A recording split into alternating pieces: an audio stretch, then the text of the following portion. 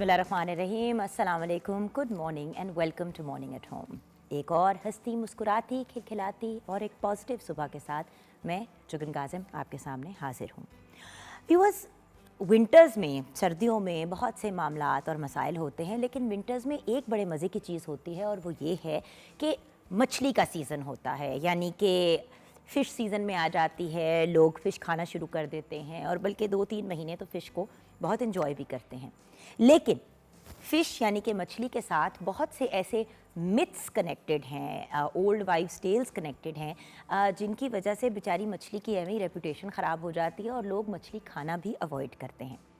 अब वो क्या है कि अगर मछली के साथ दूध या दूध की बनी हुई कोई चीज़ खा या पी ली तो फिर फुलबेरी यानी कि विटिलाइगो हो जाएगा। अब ये एक बहुत बड़ा मिथ है, इसको तो हम बस्ट करेंगे ही करेंगे, बल्कि हम फुलबेरी के बारे में आज बड़ी डिटेल में बात करेंगे, क्योंकि बहुत सी चीज़ें कही जाती हैं कि फुलबेरी जो है वो एक कंटेजस बीमारी है, यानी कि एक से दूसरे को लग जाती है। ये भी बात बिल्कुल गलत है। फिर फुलबेरी जो है वो कुछ खाने पीने की वजह से हो जाती है। एक्चुअली फुलबेरी जो है वो स्किन कैंसर, लेप्रेसी और एल्बिनिज़म से कनेक्टेड है। अब ये एग्जैक्टली क्या है और इसकी डिटेल्स क्या हैं, ये तो हम आगे जाके आपके साथ शेयर करेंगे। लेकिन बहुत सी ऐसी बातें हैं जिनके ऊपर हम यकीन करते हैं या उनको मतलब ऑथेंटिक मान लेते हैं उनकी रिसर्च किए बगैर। जैसे कि एक ये वाली बात हो गई। उसके बाद कहा जाता है कि भाई अगर हमने फ़लाँ फल के बाद पानी पी लिया तो हमारा गला बंद हो जाएगा। कुछ ऐसी चीज़ें खाने पीने में कही जाती हैं जिनको कहा जाता है कि वो कैंसर कॉजिंग है, जबकि वो कैंसर कॉजिंग नहीं होती। जो ये मिथ्स और गलत बातें होती हैं उनको हमें एक तो बिलीव भी नहीं करना चाहिए और प्रॉपर रिसर्च और तशख़ीस के थ्रू अपने सवालों के जवाब लेने चाहिए। देखिए, बीमारियां तो हर किस्म की एग्जिस्ट करती हैं व्यूअर्स, और उनके बहुत से डिफरेंट इलाज भी हैं। जैसे कि डायबिटीज़ में बहुत से ऐसे घरेलू या लोकल देसी टोटके जो हैं वो ट्राई किए जाते हैं और लोग कहते हैं कि भाई ये तो एक बेहतरीन हल था प्रॉब्लम का। लेकिन उसके साथ साथ ये जो मतलब टोटके वगैरह होते हैं उनके साथ लोग करते क्या हैं कि अपनी मेडिसिन को लेना छोड़ देते हैं। तो एक बड़ी इंपॉर्टेंट बात कि अगर डॉक्टर ने आपको किसी एलोपैथिक मेडिसिन पे डाला है और कहा है कि वो आपकी ज़रूरत है, तो प्लीज़ उस ज़रूरत को ज़रूर पूरा करें और अपनी मेडिकेशन को आपने किसी सूरत नहीं छोड़ना। टोटके और बाकी टिप्स एंड ट्रिक्स वगैरह तो चलती ही रहती हैं, लेकिन जो डॉक्टर का, एक मुस्तनद डॉक्टर का इलाज है, उसको प्लीज़ आप साइडलाइन ना किया करें। हम जब भी अपने शो पे हर्बलिस्ट को बुलाते हैं या किसी भी इंसान को बुलाते हैं या किसी तबीब को बुलाते हैं, तो हम कोशिश यही करते हैं कि हम आपको क्लैरिटी दें कि जी प्लीज़ आप ये वाली चीज़ भी ट्राई करें, लेकिन जो ऑथेंटिक डॉक्टर का दिया हुआ इलाज है उसको आपने इग्नोर या निगेट नहीं करना। देखें, बीमारियों की तो एक लिस्ट है मेरे पास इस वक्त लिखी हुई कि बहुत सी मिसकंसेप्शंस होती हैं, बहुत सी कन्फ्यूजन्स होती हैं, बहुत सी ऐसी चीज़ें होती हैं जिन पे हम लोग घबरा जाते हैं। लेकिन एक से सुनी हुई बात दूसरे तक पहुंचाने के बजाय प्रॉपर ऑथेंटिकली किसी चीज़ पे रिसर्च करना एक बहुत ही इम्पॉर्टेंट एलिमेंट है। अच्छा, उसके साथ साथ व्यूअर्स, आज हम इस चीज़ पे भी बात करेंगे जो एक और बड़ा इम्पॉर्टेंट एलिमेंट है कि आजकल हमारे जो बच्चे हैं, जो हमारा यूथ है, उसकी तालीम पे तो बहुत ज़्यादा तवज्जो दी जा रही है और ऑफ कोर्स तरबियत पे भी हम तवज्जो देते हैं। लेकिन बहुत सी ऐसी एक्टिविटीज़ जो हमें अपने बच्चों के साथ करनी चाहिए वो हम नहीं करते। जैसे कि sports, swimming, football, cricket, hockey, बहुत सी स्पोर्ट्स हैं जो हम अपने बच्चों के साथ खेल सकते हैं, जिनमें हम इन्वॉल्व हो सकते हैं। बहुत सी ऐसी एक्टिविटीज़ हैं, ड्राइंग हो गई, पेंटिंग हो गई, म्यूज़िक सीखना, गाने के अलावा भी किसी इंस्ट्रूमेंट को सीखना। ये सारी चीज़ें बच्चों की इंटेलेक्चुअल ग्रोथ और बच्चों को एक ज़्यादा फंक्शनल मेंबर ऑफ सोसाइटी बनाने में मदद करती हैं। लेकिन हमारा फोकस होता है कि बस बच्चों के स्ट्रेट एज आ जाएं, बस A+ मार्क्स आ जाएं, 100% उनके नंबर आ जाएं, दैट्स इट। डजेंट मैटर कि बच्चों को दूसरी चीज़ें आती हैं कि नहीं। लेकिन याद रखिएगा, स्पोर्ट्स जब बच्चे खेलते हैं तो उनके अंदर एक टीम वर्क का एलिमेंट पैदा होता है और वो टीम वर्क बड़ा इंपॉर्टेंट होता है। हार जीत के बारे में बच्चे सीखते हैं और ये भी ज़िंदगी का एक बड़ा अहम हिस्सा है। उसके साथ साथ अगर हम बात करते हैं म्यूज़िक की, तो उनसे जो बच्चे की इंटेलेक्चुअल ग्रोथ होती है उसका निमुल बदल कोई नहीं है। बल्कि कहा जाता है कि जब बच्चा माँ की पेट में होता है तब माँ अगर बेटोवन या मोज़ार्ट की सिम्फनीज़ और उनके जो म्यूज़िक की क्रिएशंस है वो सुने, तो बच्चे की इंटेलिजेंस में इजाफा होता है माँ के पेट के अंदर ही। सो व्यूअर्स, जब इतनी ज़्यादा अहमियत है म्यूज़िक की और आर्ट की, और देखें बच्चों के साथ ड्राइंग करना, पेंटिंग करना, वेरियस एक्टिविटीज़ करना, ये भी अगर हम बात करें क्वालिटी टाइम की तो उसी के ज़ुमरे में आता है। सो सिर्फ बच्चों को बैठ के पढ़ाना और उनको कॉन्स्टेंटली डांटना कि तुमने पढ़ाई नहीं की, तुमने ये नहीं किया, तुमने वो नहीं किया, अगर हम उसमें से निकल के थोड़ा सा बच्चों की तालीम के साथ साथ अदर एक्टिविटीज़, जिनको पहले एक्स्ट्रा करिकुलर कहा जाता था अब को करिकुलर एक्टिविटीज़ कहा जाता है, उन पे भी तवज्जो देनी चाहिए।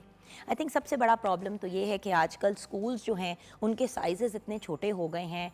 एक ज़माने में स्कूल्स के अंदर प्ले ग्राउंड्स होते थे और बच्चे उन प्ले ग्राउंड्स में जाके खेला करते थे और उछल कूद करते थे, स्विमिंग पूल्स होते थे स्कूल्स के अंदर, वेरियस डिफरेंट एक्टिविटीज़ के लिए स्पेसेस होती थी। अब सिर्फ क्लासरूम्स की जगह है।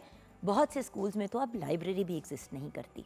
अब देखें ना, रीडिंग भी एक बड़ी अच्छी और अमेजिंग एक्टिविटी है और इसको भी एक फैमिली एक्टिविटी बनाया जा सकता है। खैर, इन सब चीज़ों पे हम मज़ीद बात करेंगे अपने शो के सेकंड हाफ में। सबसे पहले तो हम फुलबेरी पे बात करेंगे, जो आजकल फिर एक बहुत मेजर कंसर्न लोगों की ज़िंदगी में बना हुआ है। 042992000648 पे आप कॉल कर सकते हैं। मॉर्निंग एट होम हमारा फेसबुक का पेज है, हमें ज़रूर ऐड कीजिएगा फेसबुक पे और हमें फॉलो भी कीजिएगा, क्योंकि हम constantly interesting and intriguing updates जो हैं अपने फेसबुक के पेज पे लगाते रहते हैं। जी हाँ व्यूअर्स, हमारे साथ हैं शेफ़ माहम तनवीर। अस्सलाम वालेकुम। वालेकुम सलाम, कैसी हैं? बिल्कुल ठीक, आप कैसी हैं? अल्हम्दुलिल्लाह। भाई बड़ी इंटरेस्टिंग सी चीज़ें मुझे नज़र आ रही है। रोल पट्टी भी, मैश्ड आलू भी, चीज़ के क्यूब्स भी कटे हुए नज़र आ रहे हैं। आज क्या लजीज सी चीज़ बनने जा रही है किचन में? आज बेसिकली मॉर्निंग एट होम में आलू को हमने टारगेट किया है। आलू से आज टारगेट किया है? अच्छा। आज हम आलू से स्नैक्स बनाएंगे। सबसे पहले हम पोटैटो चीज़ बॉल्स बनाएंगे, मसाला आलू टिक्की बनाएंगे और 1 बाइट साइज़ आलू के समोसे बनाएंगे और इसके साथ एक आलू की सॉस भी बनेगी। आलू की सॉस? आलू की सॉस वो क्या है?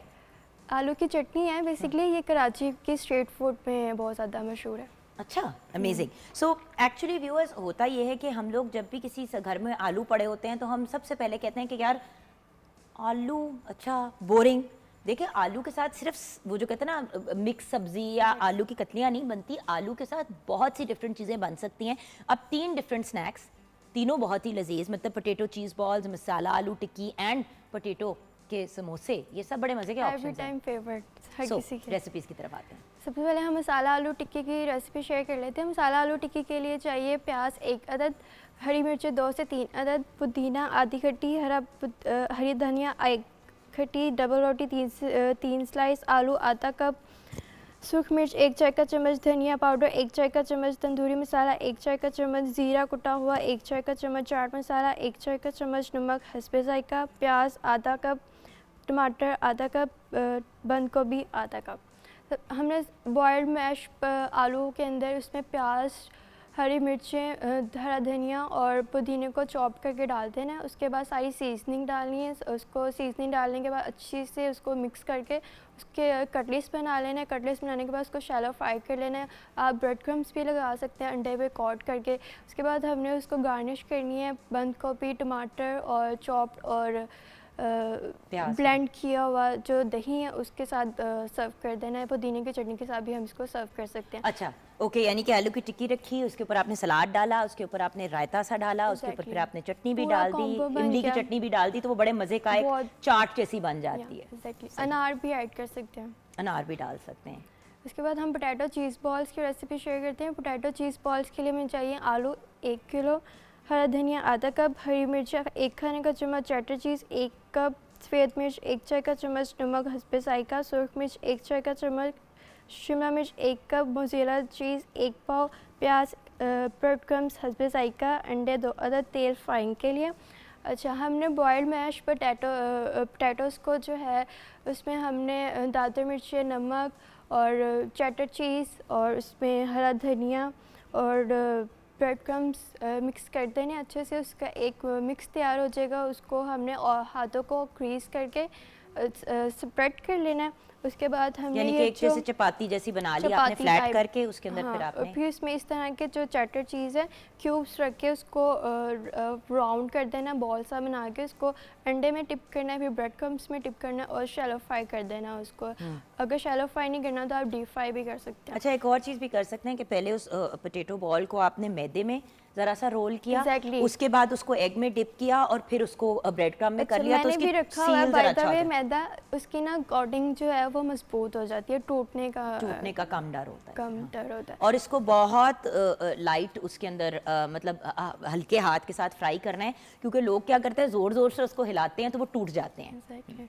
अच्छा, एक चीज़ इसमें मैं ऐड करना चाह रही हूँ कि जो लोगों को होता है कि मोस्टली हम बहुत ज़्यादा डीप फ्राई नहीं कर सकते, ऑयल का इशू आता है। ऑयल का तब इशू आता है जब हम बहुत स्लो फ्लेम कर देते हैं और सारा जो घी अब्जॉर्ब कर लेती है। हमने टेम्परेचर बहुत बैलेंस करना है, मीडियम फ्लेम पे इसको ठीक है, यानी fry कि करना बहुत है। ज़्यादा तेज़ भी नहीं है और बहुत ज़्यादा बिल्कुल ही लो नॉर्मल पे। अच्छी हीट आ रही है उसमें। ठीक है, ठीक है, इसके And- साथ हम टैंगी सॉस बनाएंगे। हमें केचप चाहिए आधा कप, मायोनीज़ चाहिए आधा कप, टबास्को सॉस चाहिए 2 खाने के चम्मच, मस्टर्ड पेस्ट चाहिए 2 खाने के चम्मच। इनको अच्छा सा मिक्स करके इसके साथ हमने सर्व कर देना। आ जाते हैं हम अपने मिनी समोसास के तरफ। मिनी समोसे के लिए चाहिए हमें आलू 4 से 5 अदद, सुर्ख मिर्च 1 खाने का चम्मच, ज़ीरा 1 चाय का चम्मच, हरी मिर्च 2 से 3 अदद, नमक हस्ब ज़ायका, प्याज 1 अदद, हरा धनिया 2 खाने चम्मच, पुदीना 2 खाने के चम्मच, चाट मसाला 2 खाने के चम्मच। हमने बॉयल्ड मैश पोटैटोज़ में हम सारी सीजनिंग डाल लेनी है, इसका अच्छी सी फिलिंग तैयार कर लेनी है। फिलिंग तैयार करने के बाद हमने पट्टी ले लेनी है, समोसा पट्टी, उसको फिल कर लेनी है। ठीक है, और फिल करने के बाद हमने इसको फ्राई कर लेना है, डीप फ्राई। और जो इसके साथ हमने चटनी सर्व करनी है, आलू की चटनी, उसको जैसे ये बॉयल्ड आलू है, सिंपल बॉयल्ड आलू 1 कप बॉयल्ड आलू लेके उसको हमने ब्लेंडर में डाल के उसमें हमने कुटा भुना हुआ ज़ीरा, दादर मिर्च 1 चाय का चम्मच, 1 चाय का चम्मच नमक और इमली का पल्प डालना है 2 से 4 खाने के चम्मच और उसको अच्छे से ब्लेंड कर देना। और ब्लेंड करने के बाद उसमें येलो फूड कलर डाल के इसके साथ आप इंजॉय करें। अमेजिंग, डिलिशियस दर आलू रेसिपीज़। बट खैर, अब हम ब्रेक की तरफ जाएंगे, क्योंकि ब्रेक के बाद जब हम वापस आएंगे तो हमने बात करना है उस बीमारी का जिसका किसी को समझ नहीं आती, लेकिन जिसका इलाज भी है और जो कम से कम मछली और दूध साथ खाने से नहीं होती। बात कर रही हूँ फुलबेरी की, ब्रेक के बाद।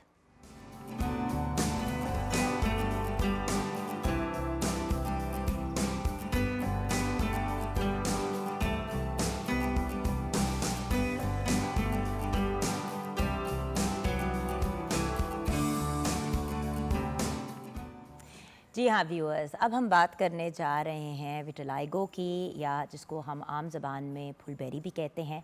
डॉक्टर अफजाल बशीर बाजवा हमारे साथ हैं। आप प्लास्टिक सर्जन हैं, कंसल्टेंट प्लास्टिक सर्जन हैं। इसके अलावा plastic surgery and stem cell therapy पे भी बहुत से आर्टिकल्स लिख चुके हैं। 15 डिवाइसेस भी आपने ऐसी ईजाद की हैं जो पाकिस्तान और यूएस में इस्तेमाल हो रही हैं। अस्सलाम वालेकुम डॉक्टर साहब। वालेकुम अस्सलाम, कैसी हैं आप? बिल्कुल ठीक। डॉक्टर साहब, सबसे पहले तो विटिलाइगो या फुलबेरी, इससे इतना लोगों को खौफ आता है और पता नहीं लोगों को क्यों लगता है कि एक दूसरे से लग जाती है, ये मौरूसी है, पता नहीं क्या क्या इसके बारे में बातें कही जाती हैं। बड़ी मिथ है इसके बारे में। तो सबसे पहले तो बताएं कि विटिलाइगो या फुलबेरी होती क्या है। Very right. मैं अपने व्यूअर्स के लिए ये बताना चाहूँगा कि जो विटिलाइगो है, इसमें बेसिकली स्किन का कुछ हिस्सा सफ़ेद होना शुरू हो जाता है। एक्चुअली हम अगर देखें अमेरिकन वाइट से अगर अफ्रीका वाली स्किन को हम देखें तो African skin is jet black, American skin is purely white. इसके दरमियान में अल्लाह ताला ने हमारी स्किन के बहुत सारे शेड्स बनाए। ठीक है। अब ये शेड बिल्कुल ऐसी है जैसे ये कपड़ा है ना, अगर हम इसको देखें तो ओरिजिनली इट वाज वाइट और इसको कलर दिया जाता है। ठीक है। इसी तरह स्किन की जो बेजल लेयर है उसके अंदर कुछ स्पेशल अल्लाह ताला ने सेल्स बनाए जिनको हम मेलानोसाइट्स कहते हैं।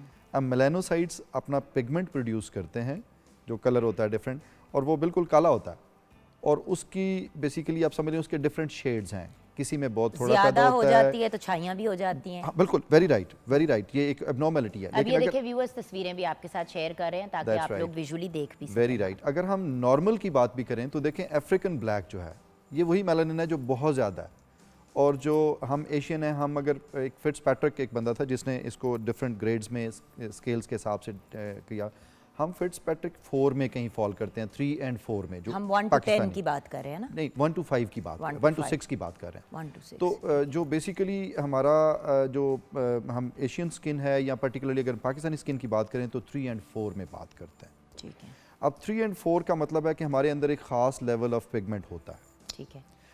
जब किसी वजह से, वो हम अभी बात करेंगे, मेलानोसाइट अपनी एक्टिविटी बंद कर देते हैं और वो इसके अंदर वो कलर पिगमेंट नहीं देते, तो स्किन वाइट होती है, क्योंकि उसका ओरिजिनल कलर ही वाइट है। उसके अंदर जो कलर चढ़ना था या उसके अंदर जो रंग आना था वो नहीं आया। ठीक है। अब ये किसी एक जगह पे भी हो सकता है और ये एक ही टाइम में मुख्तलिफ जिस्म के कुछ हिस्सों पे भी आ सकता है। विटिलाइगो के पेशेंट इसी तरह प्रेजेंट करते हैं। सम टाइम किसी एक छोटे से पैच से स्टार्ट होता है और फिर सम टाइम वही बड़ा होता जाता है, या फिर कई दफ़े मल्टीपल पैचेस मुख्तलिफ बॉडी पार्ट्स में अपीयर हो जाते हैं। अच्छा डॉक्टर साहब, ये किसी भी एज पे हो सकता है ना? बिल्कुल, किसी भी एज ग्रुप क्योंकि में हो बिल्कुल छोटे बच्चों में भी देखा सकता है। है और बुजुर्गों में भी बिल्कुल देखा आपने है। ठीक कहा, ये किसी भी एज ग्रुप में हो सकता है, अच्छा, सो इसमें कोई एज की लिमिटेशन नहीं? कोई लिमिटेशन नहीं। ये होता क्यों है? Very right, very right. ये एक बेसिकली ऑटोइम्यून डिसऑर्डर है। अब ऑटोइम्यून क्या है उसकी हम पहले थोड़ी सी जब बात आपके करते हैं। अपने ही सेल्स आपको अटैक करना शुरू हो जी जाते जी हैं। जी जी, वेरी राइट।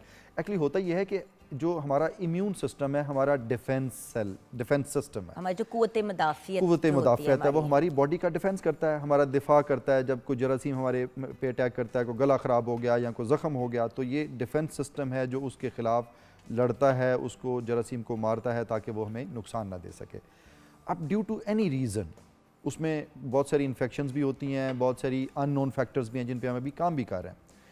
यही जो ऑटोइम्यून डिसऑर्डर्स हैं वो जन्म लेते हैं क्योंकि ये जो डिफेंस सिस्टम है उसके सेल्स और उसकी एंटीबॉडीज़ जो हमारी हैं वो हमारे उन मेलानोसाइट सेल्स को, जिन्होंने पिगमेंट पैदा करना होता है, उसको हिट करके या तो उसको सस्पेंड कर देते हैं, उसको थोड़ी देर के लिए सुला देते हैं, या उसको परमानेंटली डिस्ट्रॉय कर देते हैं। इन ईदर केस, चाहे वो स्लो हो जाए चाहे वो डिस्ट्रॉय हो जाए, दोनों सूरतों में जिस हिस्से की वो स्किन पे इफेक्ट करेंगे वो सारे का सारा वो हिस्सा प्योरली वाइट हो जाएगा, क्योंकि ओरिजिनली स्किन का कलर वाइट है। ले, तो दूध और मछली से नहीं होता? बिल्कुल भी नहीं, ये सबसे बड़ी मिथ है। आप देखिए, दूध और मछली का एक बड़ा हम सुनते हैं कि जी दूध पी लिया या मछली खाई और उसके ऊपर से दूध पिया, तो ये बिल्कुल इसके साथ कोई ताल्लुक नहीं। क्योंकि ये तो पूरी दुनिया में अगर आप प्रूव कर लिया। देखें, ये साउथ एशिया में ही बात होती है, बल्कि सिर्फ पाकिस्तान में होती है। बाहर के ममालिक में आप व्यूअर्स देखें तो मछली को बटर में पकाया जाता है, बटर That's भी right, दूध से निकलता very है। right. बहुत सी ऐसी आपने देखा सॉसेस बनती मछली हैं के जो साथ cream and milk That's based होती right, जो हैं। मछली के साथ सॉसेज या चटनियाँ हम इस्तेमाल करते हैं उसमें दही होता है। अब दही भी तो it's a derivative of milk. इसी तरह आप अगर बांग्लादेश की बात करें तो वहाँ चूँकि बहुत सारे लोग ज़्यादा नेपाल में, बांग्लादेश में मछली खाते हैं, तो कभी उन्हें तो इस तरह से नहीं होता। तो लोग ये भी तो कहते हैं कि सन बर्न हुआ है, स्किन आपकी जल गई तो आधी डार्क हो गई आधी लाइट हो गई। अच्छा, एक और चीज़ जो मैंने बड़ी कॉमनली सुनी है कि ये एक दूसरे से लग जाता है, यानी नहीं, कि अगर किसी बिल्कुल भी एक नहीं। बंदे की फैमिली के अंदर फुलबेरी है तो वो मतलब कहते हैं कि शादी भी नहीं करनी चाहिए इनकी फैमिली में, क्योंकि हो सकता है बच्चों को आगे से ये एक्चुअली हमारी टोटली मिथ्स हैं। मैं अपने व्यूअर्स को अपने इस प्रोग्राम की वसातत से ये बताना चाहूँगा कि नंबर 1, ना तो ये कंटेजियस है। कंटेजियस होता है जो एक से दूसरे को लग जाए, कभी भी ये एक से दूसरे को नहीं लगती, ये प्रूवन है। फिर दूसरा ये है कि ये कभी भी आगे जनरेशन्स में ट्रेवल नहीं करती। ऐसे नहीं हो सकता कि किसी को मदर को है या फादर को है तो आगे बच्चों में भी ज़रूरी हो, ऐसा नहीं है। इसका कोई इसी मरूसियत नहीं एलोपेशिया है। तो करता है ना? देखें, एलोपेशिया की वो भी भी मुख्तलिफ autoimmune किस्में है, हैं, वो हाँ। भी ऑटोइम्यून डिसऑर्डर है और वो भी आगे एक्चुअली जनरेशन्स में नहीं जाता। एक्चुअली जो एलोपेशिया आगे जनरेशन्स में जाता है उसे हम एंड्रोजेनिक एलोपेशिया कहते हैं, वो हार्मोन्स की वजह से होता है। उसकी एक और किस्म है जिसमें आपने देखा बाल्ड हो जाते हैं या गंजे हो जाते हैं, और उसमें भी मैं चलें बात शुरू हुई है तो थोड़ा सा एक हैरानगी वाली बात भी कर दें कि उसमें ज़्यादा जो फैक्टर इफेक्ट करता है वो मदर वाली साइड से। अगर मामू लोगों के बाल गिरते हैं तो ज़्यादा चांसेस हैं कि आगे भांजे के बाल भी गिरेंगे। फादर वाली साइड इफेक्ट करती है लेकिन कम करती है as compare to the maternal side. Okay, लेकिन वो एक्चुअली एंड्रोजेनिक एलोपेशिया है। वो ठीक है। एलोपेशिया जो एलोपेशिया रिएटा है या अदर बेशुमार एलोपेशिया की किस्में हैं जो ऑटोइम्यून रिलेटेड है, उनका भी जनरेशन के साथ या But वो आगे ठीक हो जाता है जीन्स ना? के साथ कोई ताल्लुक नहीं है। जी ठीक हो भी जाता है, सम टाइम नहीं भी होता, उसके लिए फिर हमारे पास बेशुमार रेमेडीज हैं। और अब तो उसका इलाज भी बड़ा अच्छा आ बिल्कुल, गया। अब तो बड़ा- But वो जिस तरह विटिलाइगो का विटिलाइगो भी का, इलाज ये है, अभी हम जिक्र करने आपको वाले थे। तसल्ली पहले मैं दे दूं व्यूअर्स के ये नहीं है कि इसका इलाज नहीं है, हम इसकी तरफ अभी आएंगे। तो क्या ये जेनेटिक है? आप कह रहे हैं बिल्कुल भी बिल्कुल भी नहीं है। नहीं। तो यानी कि अगर बहन भाई, एक बहन को भी है तो ज़रूरी नहीं है कि आपने देखा है फैमिली में हमारे बहुत सारे जानने वाले ऐसे होते हैं जिनमें फैमिली में किसी एक को होता है तो बाकी सारे ठीक ही होते हैं। हाँ, और उनके लेकिन अगर वो- हम पीछे देखें फोर फादर्स को, दादा नानी भाई मैं available मुझे होते हैं। याद है ना, मैं छोटी थी तो एक दफ़ा रिश्ते की बात हो रही थी किसी की, तो उन्होंने आगे से कहा नहीं नहीं उनके खानदान में तो फुलबेरी है। देख तो लें। वो आगे से मुझे याद है कि किसी एक ही बंदे को थी, किसी एक ही बंदे को थी। और वो मतलब उन्होंने कहा कि भी उधर नहीं करनी, उधर तो उनके खानदान में तो फुलबेरी है। ये मैं कहा, बिल्कुल ये गलत है, ये इसका इसके तो साथ यू नो कोई क्योंकि ताल्लुक बचपन नहीं में बात सुनी हुई थी तो मेरे भी दिमाग में बैठी वेरी हुई थी। Right very right. और ये अच्छा भी आपने किया पूछ के, क्योंकि लोगों के बारे में ये मिथ जो है ये कम से कम हमारी वजह से ठीक तो होनी चाहिए। अच्छा, अब सबसे पहले तो ये बताएं कि इसके सिम्टम्स क्या हैं और इसका डायग्नोसिस कैसे किया जाता है, क्योंकि उसके बाद हम जाएंगे प्रिवेंट कैसे करें और ये क्या करें और वो Very करें, right. बट सबसे पहले सिम्टम्स क्या हैं? देखिए सबसे पहले जो सिम्टम्स अपीयर होती हैं वो ऐसी है, सफ़ेद एक निशान छोटा सा अपीयर होता है छोटे से डॉट की तरह, और वो फिर आहिस्ता आहिस्ता कुछ दिनों में स्लोली, डिपेंड करता है, इसकी वेरिएबिलिटी होती है। कुछ लोगों में, कुछ लोग ऐसे होते हैं जिनमें बड़ी तेज़ी से फैलता है, कुछ में बिल्कुल आहिस्ता आहिस्ता होता है। तो वो बिल्कुल एक छोटे से पिन हेड की तरह का एक सफ़ेद निशान अपीयर होता है और फिर आहिस्ता आहिस्ता बढ़ता जाता है। अब सवाल ये है कि क्या हर सफ़ेद निशान जो अपीयर होगा वो विटिलाइगो होगा? क्योंकि कभी-कभी तो उसका होता है जवाब ना। है नहीं। उसका जवाब है नहीं। क्यों? क्योंकि आपने देखा कहीं रगड़ लग जाए और वो ज़ख्म ठीक हो तो वो भी कुछ देर सफ़ेद होता है, फिर आहिस्ता आहिस्ता उसके कलर वापस आते हैं। या कई दफ़े कुछ ज़ख्म होता है, कई दफ़े उसमें डॉक्टर्स किसी इलाज के लिए कुछ स्टीरॉइड का टीका लगा दें तो वहाँ भी कुछ देर के लिए वो सफ़ेद हो जाता है, लेकिन वो 5-6 महीने में उसका कलर वापस आ जाता है। इसी तरह कुछ ऐसी फंगल इन्फेक्शंस हैं बच्चों में बड़ी ख़ास, आइज़ के अराउंड आप देखेंगे कि वो सफ़ेद होता है, मदर की जान निकली होती है कि ये विटिलाइगो हो गया, और उसके पीछे ये सारी स्टोरियाँ होती हैं कि ये अब आगे, चूँकि हमारे सोशल एक्सेप्टेंस बहुत थोड़ी है, इसमें सोशल टॉलरेंस नहीं है, लोग समझते हैं कि बस हो गया तो ये आगे अब जनरेशन में रन करेगा, मिथ हो गई। फिर दूसरा ये होगा कि जी ये तो अब लग जाएगा या कोई इस तरह की बातें, फिर लोग अवॉइड करना शुरू करते हैं। अब अगर एक छोटा सा निशान बना है तो वो ज़रूरी नहीं विटिलाइगो ही हो। उसकी वैसे अपने व्यूअर्स के लिए मैं एक इंटरेस्टिंग सी एक उसमें कोट करूँगा चीज़, कि जो विटिलाइगो का पैच होता है ना, उसके अंदर उस हिस्से में अगर बाल है ना तो वो बाल भी सफ़ेद हो जाते हैं।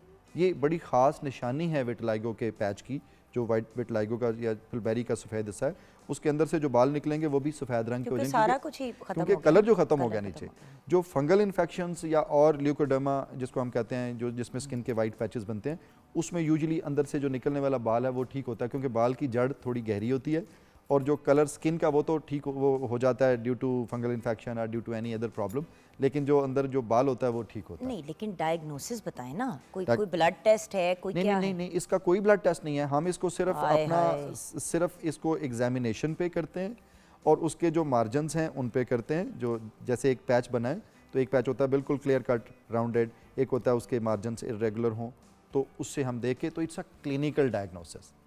अगर हम इसके कोई ब्लड टेस्ट, कोई कुछ इसमें नहीं है? कोई ब्लड टेस्ट करने की ज़रूरत नहीं होती। अच्छा, बात को आगे कंटिन्यू करते हैं, लेकिन जुनैरा की कॉल है इस्लामाबाद से, उनकी कॉल भी ले लेते हैं। अस्सलाम वालेकुम जुनैरा। जी वालेकुम सलाम। जुगन क्या हाल है आपका? अल्लाह का शुक्र है जी जुनैरा। हम बात कर रहे हैं विटिलाइगो यानी कि फुलबेरी की। हमारे साथ डॉक्टर साहब हैं, क्या उनसे आप पूछना चाहेंगी? एक्चुअली मैं इनसे पूछना चाहूँगी कि मैं एक्सपेक्ट कर रही हूँ, तो मुझे ड्यूरिंग एक्सपेक्टेंसी ही विटिलाइगो हो गया है, तो मैं ये पूछना चाहती हूँ कि क्या वो आगे से मेरी नेक्स्ट जनरेशन जो है उसको तो नहीं हो जाएगा? अच्छा ठीक है। तो आपको विटिलाइगो प्रेगनेंसी के दौरान शुरू हुआ है? जी जी। ठीक है, ओके। मैं डॉक्टर साहब से पूछती क्या हूँ मैं कोई मेडिसिन यूज़ कर सकती हूँ? और क्या वो मेडिसिन ले सकती हैं कि नहीं। ठीक है बेटा, आप शो देखते रहें, हम आपको भी जवाब देते हैं। Thank you.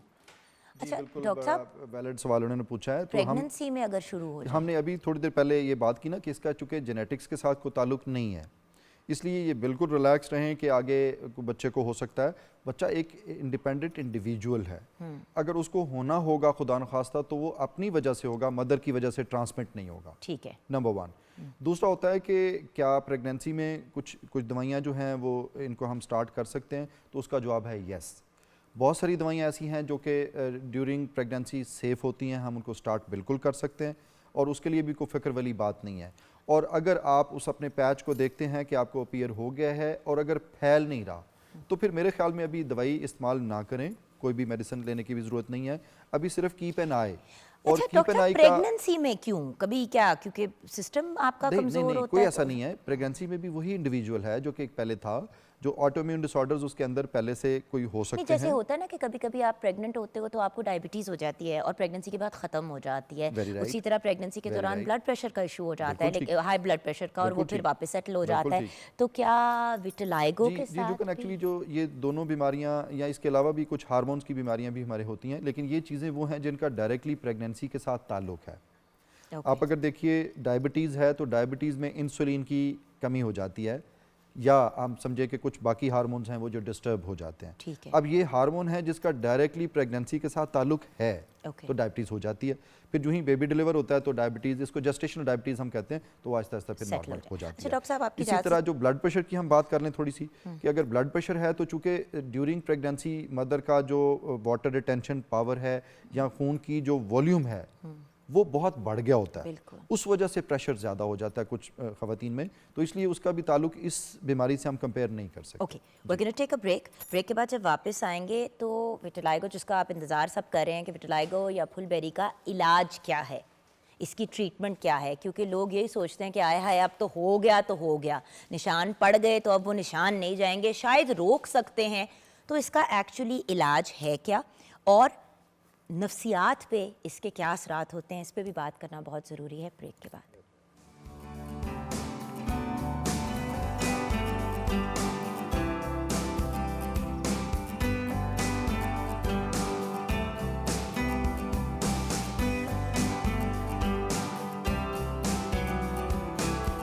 जी हाँ viewers, welcome back. Doctor Afzal Bashir Bajwa हमारे साथ हैं। डॉक्टर साहब से हम फुलबेरी यानी कि विटिलाइगो की बात कर रहे हैं। डॉक्टर साहब, अब हमने ट्रीटमेंट की बात करनी थी। क्या फुलबेरी की मुकम्मल ट्रीटमेंट है? जी बिल्कुल है। उसमें हम बात करते हैं, अभी सारा डिटेल से बात करते हैं कि हम किस किस तरह से इसको ट्रीट कर सकते हैं। सबसे पहले जब विटिलाइगो का कोई पैच अपीयर होता है और हम उसको देख लेते हैं, तो हम उसको पहले तो ऑब्जर्वेशन में रखते हैं कि क्या ये एक बिल्कुल सॉलिटरी एक ही पैच है और वो छोटा सा है, क्या बढ़ रहा है। फुलबेरी हो जाना प्रॉब्लम नहीं है, फुलबेरी के पैच का अपने साइज़ में बड़ा होना प्रॉब्लम है। कई दफ़े होता है किसी एक जगह पे डिजीज़ ने हिट किया, और आप देखेंगे बहुत सारे पेशेंट में भी, आपकी कोई जानने वाले में से किसी में भी हो, जो छोटा सा पैच हुआ उसके बाद रुक गया, उसके बाद पेशेंट हाँ, मेरी एक कज़न है, उसके हाथ पे पड़ा था पैच, पड़ा और उसके बाद वो वहीं पे रहा, और वो स्टॉप और हो वो गया। अभी तक उतना ही है। That's right. अब ये वो लोग हैं जिनका ट्रीटमेंट हमने किसी और तरह से करना है। अब एक पेशेंट वो आता है जिसका एक पैच बना और फिर वो आगे बढ़ता चला गया। ये वो हैं जिनमें बीमारी अपनी एक्टिव फॉर्म में है। अब उस एक्टिव फॉर्म को ब्रेक करने के लिए हमारे पास बेशुमार दवाइयाँ हैं, यानी टॉपिकल कि क्रीम्स हैं। छोटे से स्टेज पे भी, मतलब एक पैच भी पड़ सकता है, right. या 2-3 पैच That's पड़े right. और वहीं पे बात That's रुक right. गई, Very या right. ये भी हो सकता है कि फिर पूरा का पूरा जिस्म सफ़ेद पूरे का हो पूरा जाए, जिस्म बाल भी सफ़ेद हो जाए, Very right. आईब्रो सारा कुछ वाइट हो बिल्कुल ऐसे ही है। अच्छा, उसमें जब पैच पड़ जाता है, छोटा सा कोई पैच बना, तो मैं अपने पेशेंट्स को फॉलो करने के लिए कहता हूँ कि आप इसकी सीरियल फोटोग्राफ्स बनाते जाएं। आप मोबाइल में एक पिक्चर बनाते हैं, उसको एक फोल्डर में डालते जाते हैं, क्योंकि अब देखिए कब पैच बड़ा होता है, यूजुअली हम चूँकि डेली देख रहे होते हैं तो अंदाज़ा नहीं होता। कोई तीसरा बंदा जो देखता है, जो जिसने काफ़ी देर के बाद उसको एक नज़र पड़ी हो, तो वो कहता है ये बड़ा हो गया। तो उसकी क्लोज ऑब्जर्वेशन में ही होता है कि आप साइंटिफिकली कुछ भी नहीं, आप सिर्फ हाथ को करें और उसकी एक फ़ोटो ले लें, और उसकी एक सीरीज़ फ़ोटो 2-3 दिन के बाद फिर ले लें, और वो 2-3 तस्वीरें जब हम सीरीज़ में रखते हैं तो हमें पता लग जाता है ये तो फैल रहा है। ठीक है। अब उसके लिए फिर हमारे पास खाने वाली दवाइयाँ बेशुमार हैं, कुछ लगाने वाली दवाइयाँ भी होती हैं। अगर वो स्टॉप हो जाए तो फिर हम उसको वेट करते हैं, और कम से कम 6 मंथ्स तक अगर स्टॉप रहे तो फिर हमें होता है कि अब ये नहीं बढ़ेगा, अब ये बिल्कुल नहीं बढ़ेगा। अब फिर अगली सिचुएशन आ जाती है कि क्या ये हिडन पार्ट पे है या विजिबल पार्ट पे है। विजिबल पार्ट में जैसे हैंड पे आ गया, फेस पे, नेक के अराउंड है, तो इन जगहों पे हो तो हम उसको फौरी ख़त्म करना चाहते हैं। या अगर फ़र्ज़ करें पेशेंट इलाज नहीं कराना चाहता, वो कहता है जी कि मैं कोई ऑपरेटिव ट्रीटमेंट की तरफ या कोई और ट्रीटमेंट नहीं कराना चाहता, तो उसके लिए बेशुमार केमिकल्स हैं जो कि कैमोफ्लैज कर देते हैं। वो जिस तरह हम अपनी स्किन के ऊपर बेस लगाते हैं, इस तरह वो पिगमेंट बेसिस होती हैं, हम उसके ऊपर उनको एडवाइस कर देते हैं, उनकी स्किन के साथ मैच करके वो मसाज करते हैं, तो वो टेम्परेरी कलर होता है। जब वॉश करेंगे तो फिर वो पैच निकलेगा। इसी तरह स्टिकर्स आ जाते हैं इस तरह के, वो स्टिकर्स ऊपर चिपकाते हैं तो वो स्किन की तरह का मैच कलर्ड होता है, और वो फिर ऐसे लगता है जैसे नहीं है, बट स्टिल लेकिन डॉक्टर साहब ये हल तो नहीं है ना? नहीं, ये उन लोगों के लिए हल है ना जो ऑपरेटिव ट्रीटमेंट नहीं चाहते।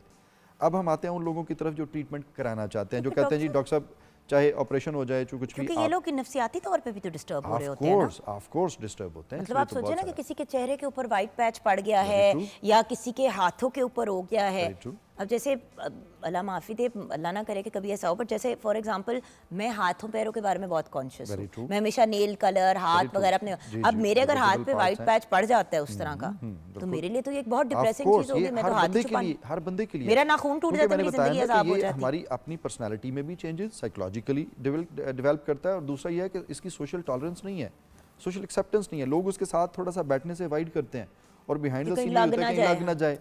ठीक है जी। अब अगर कोई पैच कहीं पड़ गया है और वो हमने उसको स्टॉप कर लिया है, अब पहले ज़्यादा मेडिसिन देंगे, हम उसको स्टॉप करेंगे। अब जब स्टॉप हो गया है तो उसके बाद अगर हम कैमोफ्लेज नहीं करना चाहते, हम चाहते हैं कि ट्रीट कर दें, तो हम क्या करते हैं, उसके लिए उस जो पिगमेंटेड स्किन होती है उसको हम निकाल देते हैं, क्योंकि मैं प्लास्टिक में तो ये बड़े आराम से कर सकता हूँ। अब उसमें क्या होता है कि उस एरिए का वो जो स्किन होगी उसको हम ऑपरेशन से निकाल लेंगे, और अगर हम उसको बंद कर सकते हुए तो हम उसको इस तरह से बंद कर देंगे कि पता ना चले, नंबर 1। दूसरी सूरत में होता है कि हम किसी साइड से थोड़ा सा गोश्त लेके उसके अंदर इस तरह से डालते हैं कि जज ना हो सके या नोटिसेबल ना हो। और अगर ये मुंह भी, पे कैसे करेंगे ये? मैं वही बताने लगूँ ना, अगर ये भी पॉसिबल ना हो तो कुछ हमारे एरियाज़ हैं, जैसे बाजू का अंदर वाला पार्ट होता है, ये स्किन हमारी काफ़ी सारी फेस से मिलती जुलती होती है, तो हम यहाँ से स्किन लेके उसका वो हिस्सा रिप्लेस कर देते हैं, और जो स्किन हमारी नहीं लगती है उसके अंदर वो पैच तो डॉक्टर साहब वो निशान नहीं बनता पूरा नहीं। देखिए उसका? निशान होगा भी तो नंबर 1 उस निशान को हम फर्दर ट्रीट कर सकते हैं, वो इनकॉन्स्पिकुअस होगा, मिनिमल मार्क होगा, और फिर जब उसको हम फिलबेरी वाले निशान से कंपेयर करेंगे तो उसके मुकाबले में तो बहुत बेहतर होगा। ठीक है ना जी।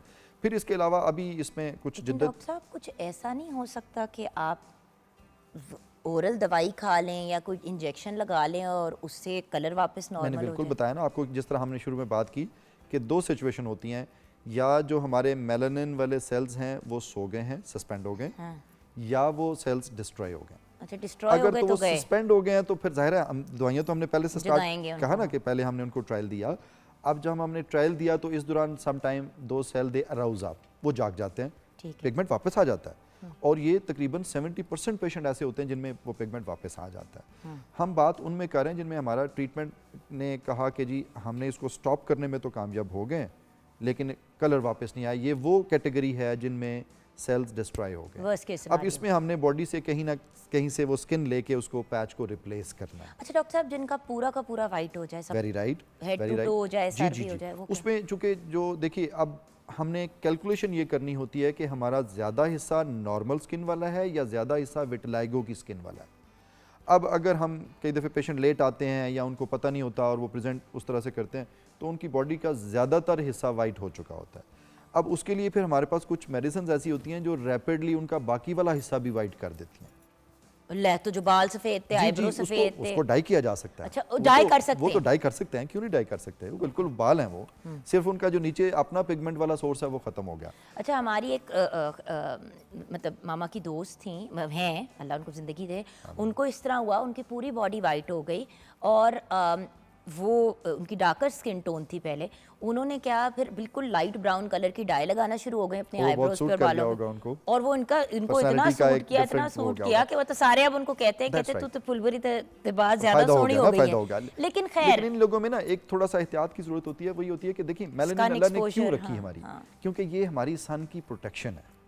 आप देखिए कि जो अफ्रीकन वाइट है वो चाहे ब्लैक नजर आता है लेकिन उसके ऊपर स्किन कैंसर के चांसेस बहुत थोड़े होते हैं।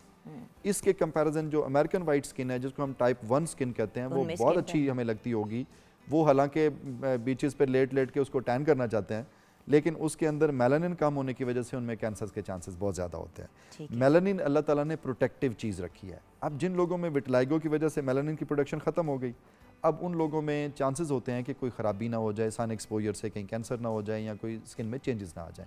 फिर हम उन लोगों को स्किन के लिए कोई कवर्स देते हैं, लाइक कोई सन ब्लॉक्स दे दिए या फिजिकल हैट्स, या हम उन्हें कहते हैं कि आप धूप में, जिस तरह हम अब सर्दियों में मज़ा लेते हैं धूप में बैठ के, तो हम कहते हैं अब इस तरह से सन एक्सपोजर ना लें, ना करें। और पर्टिकुलरली नॉर्दर्न्स में जाना है तो आप उस वक्त को सन प्रोटेक्शन ले के सन ब्लॉक लगा के तो फिर जाएं ताकि सन आपको डैमेज ना करे। अच्छा डॉक्टर साहब, हमने एक एक्सट्रीम की बात की विच इज़ विटिलाइगो, दूसरा एक्सट्रीम है छाइयाँ। छाइयाँ। दूसरे एंड पे अगर हम आ जाएं, विटिलाइगो से ज़्यादा कॉमन छाइयाँ हैं, वेरी ट्रू। तो छाइयाँ भी रिवर्स नहीं हो सकती? छाइयाँ बिल्कुल रिवर्स हो जाती हैं। क्योंकि डॉक्टर साहब जिधर मैं पढ़ती हूँ और जितनी भी मैंने रिसर्च की है, क्योंकि छाइयाँ एक ऐसी चीज़ है कि हर दूसरे बंदे को अक्सर लोग मुझसे पूछते भी हैं, और जब आप पढ़ो या रिसर्च करो तो यही बात आती है कि भाई बेहतर हो जाती है, 100% नहीं खत्म होती। क्यों? उसकी वजह ये है ना कि हम ठीक करना नहीं चाहते, हम ठीक होना नहीं चाहते। देखिए सबसे अगर कॉमन कॉज देखें फीमेल्स में न्यूट्रिशन की, तो अभी हमारी एक व्यूअर ने कॉल भी किया, उन्होंने कहा जी मैं कंसीव में एक्सपेक्ट कर रही हूँ, तो उस दौरान अब देखिए प्रेगनेंसी के दौरान अब बेबी का लोड, मदर का अपनी रिस्पॉन्सिबिलिटी, फिर खाने पीने की भी कमी हो जाती है, और फीमेल्स में ज़ाहिर है एक मेंस्ट्रुअल साइकिल अल्लाह ताला ने नेचुरल ब्लड लॉस का जरिया लगाया हुआ है। फीमेल्स में iron deficiency anaemia is very common, blood की कमी हो जाती है। अब ये सबसे बड़ी कमी है जो छाइयों का बायस बनती है। आप अगर पढ़ें तो इसमें हमारे पॉपुलेशन में 90% reason is basically blood deficiency. और आप जितनी भी ऊपर से ट्रीटमेंट्स करा लें, जब तक आप अपने आयरन को नॉर्मलाइज नहीं करेंगे वो बार बार पड़ती अब रहेंगी। देखिए हमारी इतनी मज़े के खाने बन रहे हैं, अगर ये खाएंगे नहीं, सिर्फ बनाने के हद तक होगा तो फ़ायदा नहीं है। इसकी न्यूट्रिशनल वैल्यूज़ पे बात करनी चाहिए। बिल्कुल। कि देखिए अगर हम अपना आयरन डेफिशिएंसी पूरी रखती हैं, हम अपनी विटामिन्स को पूरा रखते हैं, हम अपनी हेल्दी खुराक लेते हैं, अपनी जो नरिशमेंट है उसको बेहतर करते हैं, अपनी हाइड्रेशन बेहतर रखते हैं, जूसेस, पानी, दूध इसका इस्तेमाल ज़्यादा करते हैं, अपनी नींद पूरी रखते हैं, तो इससे आप ना सिर्फ पिगमेंटेशन, एंटी एजिंग इफेक्ट्स भी हैं इसके। बट डॉक्टर साहब छाइयाँ कैसे, how can we get rid of them? क्योंकि सबको पता है कि ओवर सन एक्सपोजर हो, अनीमिया की वजह से, अब सन एक्सपोजर की वजह से अगर आपको छाइयाँ पड़ गई हैं, जिस तरह यंग एज में तो बिल्कुल ही कोई अक्ल का इस्तेमाल नहीं कोई करता, निकल पड़ते हैं, कहते हैं कर लगा लेंगे सन ब्लॉक, जब बड़े हो जाएंगे तब तक। अब यही प्रॉब्लम होती है ना, जब हम कहते हैं कि अच्छा फिर लगा लेंगे, तो फिर लगा लेंगे तो वो लगता ही नहीं है, वो लगता ही नहीं, वो फिर पक्का पक्का लगता है। अब एक्चुअली तो सन ब्लॉक लेना चाहिए हमें, कोई भी 60 पावर का अगर सन ब्लॉक हम लेते हैं हमारी एशियन स्किन के लिए इट्स वेरी गुड, तो हम एक सन ब्लॉक से उसको कवर करते हैं ताकि सन एक्सपोजर ना हो। तो छाइयाँ खुद ब खुद, क्योंकि जो मेलानिन प्रोड्यूस हुई होती है इसमें जो ओवर प्रोडक्शन है जो छाइयाँ बनाती है उसकी भी एक अपनी उम्र है, उसने आहिस्ता आहिस्ता फेड आउट होना होता है, लेकिन हम उसको फेड आउट होने नहीं दे रहे होते। हम अंदर से जो जैसे ट्रिगरिंग फैक्टर हमने कहा कि खून की कमी है, अब खून की कमी पूरी नहीं होगी तो क्या वो चली जाएगी? हम बेशुमार देखें फीमेल्स आती हैं तो वो ब्लीच क्रीम्स और पता नहीं क्या क्या लगा के ऊपर से स्किन को और डैमेज कर देती हैं। ये ट्रीटमेंट नहीं है। ट्रीटमेंट क्या है कि आप, मैंने बताया ना कि जो उसका ट्रिगरिंग फैक्टर है उसको ठीक कर लें। ठीक है। अब स्किन को अगर ऊपर से प्रोटेक्ट करते हैं तो स्किन खुद ही नरिश हो जाती है और नेचुरल कलर की तरफ वापस चली जाती है। फिर इसके अलावा हमारे पास अभी लेटेस्ट में बेशुमार, चूँकि हम जिद्दत पसंद हैं, हम प्लास्टिक सर्जरी में बहुत सारी चीज़ें नई भी इनोवेशंस की बात करते हैं, तो अभी मैं चूँकि स्टेम सेल्स पे काम कर रहा हूँ, तो बॉडी के अंदर फैट से कुछ सेल्स लेके वो हम इंजेक्ट करते हैं स्किन के अंदर, पेशेंट के अपने सेल्स होते हैं, वो भी पिगमेंटेशन को कंट्रोल करते हैं। इवन पीआरपी एक खास किस्म का फैक्टर है जो हमारे ब्लड से निकलता है, पर हर वो किसी भी को सूट भी नहीं करता ना डॉक्टर? नहीं, वो सूट सारों को करता है। वो सूट इसलिए कर जाता है, it takes time. Number one it takes time, दूसरा ये देखें अनसूटेबिलिटी की वजह बात नहीं हो सकती। क्यों बोला? क्योंकि पेशेंट का अपना है, सूट तो हर सूरत में करेगा, उसका इफेक्ट कितना आता है ये डिपेंड करेगा कि कितना एक्सपर्ट है जो कर रहा है। बिल्कुल सही। खैर डॉक्टर साहब, सॉरी मैं दूसरी तरफ ले गई बात, क्योंकि देखिए जहाँ पे हम स्किन वाइट होने की बात करते हैं वहाँ पे लोगों की स्किन डार्क होने का भी बड़ा इशू आता है, तो आई फेल्ट कि we should connect to. End में आप हमारे व्यूअर्स को क्या पैगाम देना चाहेंगे? मैं अपने व्यूअर्स को सबसे पहले तो ये कहना चाहूँगा कि जो विटिलाइगो के हमारे बारे में हमारी मिथ्स हैं उनको ठीक करें। एक बंदा जिसको विटिलाइगो हो जाती है, एक तो वो हमारा सोशल मेंबर है सोसाइटी का, और हम समझते हैं कि उसको एक ऐसी बीमारी हो गई है जिसकी वजह से हम उसको कट ऑफ कर देते हैं। एहसास कमतरी का शिकार वो पहले ही होता है, काफ़ी सारा कुछ हिस्सा हम अपना डाल देते हैं। तो इन लोगों को एक्सेप्ट करें, क्योंकि ये नंबर वन मौरूसी नहीं है। जो हम समझते हैं कि अगर किसी फैमिली में है तो उस फैमिली में रिश्ता नहीं होगा, ऐसे नहीं है वैसे नहीं है, ये चीज़ें हमें अपने आप को ठीक कर लेना चाहिए।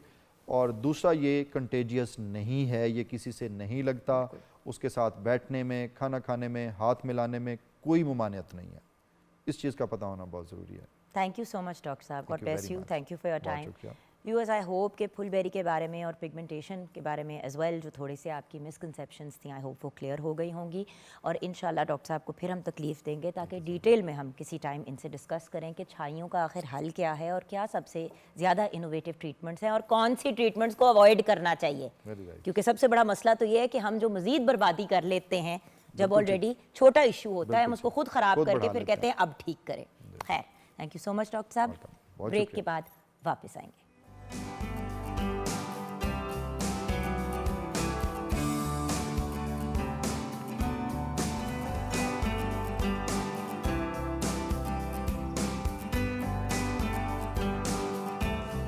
जी हाँ viewers, welcome back from the break. अब हमारे साथ तीन बहुत ही अकम्पलिश्ड एजुकेशनिस्ट हैं और हमारे लिए बहुत बड़ा ऑनर है कि इन्होंने हमारे व्यूअर्स के लिए और मॉर्निंग एट होम के लिए वक्त निकाला।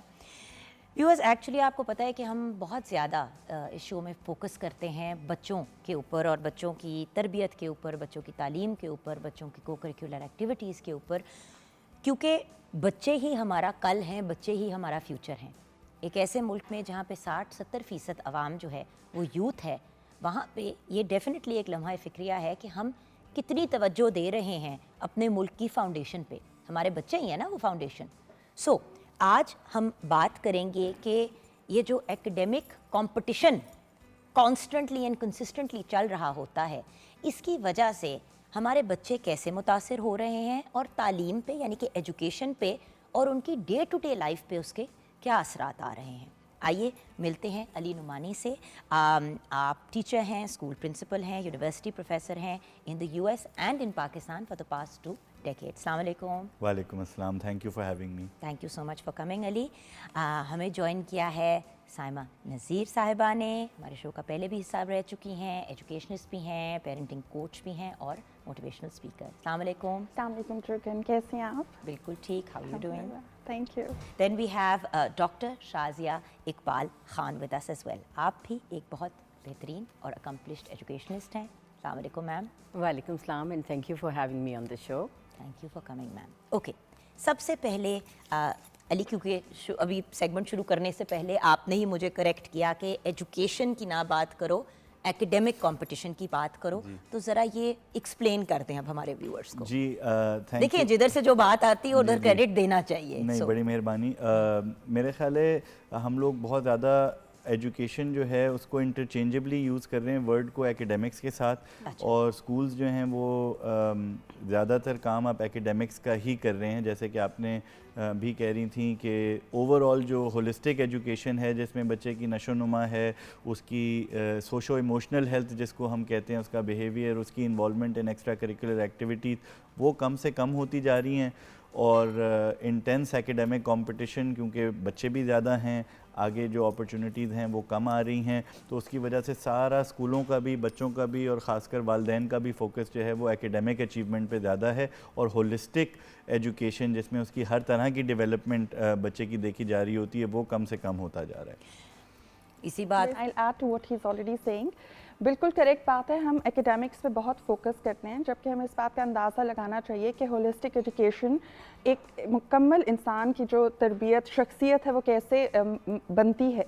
तो हम हमेशा सिर्फ IQ की बात करते हैं या ज़्यादा से ज़्यादा इमोशनल इंटेलिजेंस की बात कर लेते हैं, जबकि हमें इस बात पे भी फोकस करना है कि सोशल कोशेंट और एडवर्सिटी कोशेंट, यानी इन बच्चा जब बड़ा हो रहा है तो वो मैथमेटिक्स, एकेडमिक्स, लर्निंग कितनी अच्छी है, फिर वो अपने इमोशंस को लेकर कितना वाइजली माहौल में अपने आप को लेकर चल सकता है, फिर उसका सोशल कोशेंट कितना ज़्यादा है, लाइक लोगों के साथ मिलना जुलना, और उसके जो दोस्तियां हैं या ताल्लुकात हैं वो कितने लॉन्ग लास्टिंग है। जैसे हर मिलने वाले को दोस्त बना लेना या उस रिश्ते को लेकर कितने सालों आप चल रहे हैं, इससे भी आपकी इंटेलिजेंस का अंदाज़ा लगाया जा रहा है। एंड लास्टली आपका एडवर्सिटी कोशेंट, कि जब आपके ऊपर मुश्किल मरहले आ रहे हैं ज़िंदगी में, फेलियर्स आ रहे हैं, चैलेंजेस आ रहे हैं, तो आप उनको किस तरीके से हैंडल कर रहे हैं और कितने सेन रह रहे हैं, यानी आप उसमें से गुजर भी गए और आपने उसमें से लर्निंग की और आपने उसको अपनी परेशानी का बाइस नहीं बन सका, उसको मजबूती से और बहुत बहादुरी के साथ आपने उसको फेस कर लिया।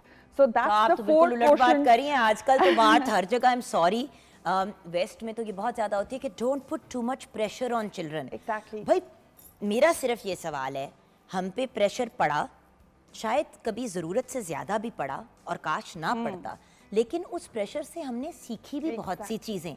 अब प्रॉब्लम ये हो रही है कि पहले होता था कि फर्स्ट सेकंड थर्ड आते थे बच्चे क्लास में, अब आप ये नहीं कह सकते। अब सारे बच्चे जो हैं वो बाहर के ममालिक में हाई अचीवर्स हैं। पाकिस्तान में दूसरी एक्सट्रीम है जहाँ पे जो फर्स्ट आ गया, सेकंड आ गया, थर्ड आ गया, उसकी वाह है, बाकी जो सारे क्लास के बच्चे उनको धुतकारा जा रहा है और टीचर ही अक्सर क्लास में खड़ी होकर बच्चों को, I am sorry to use this word, but जलील कर रही होती है। बिकॉज एज अ मदर मैंने विटनेस किया and then as a student मैं बात कर रही हूँ।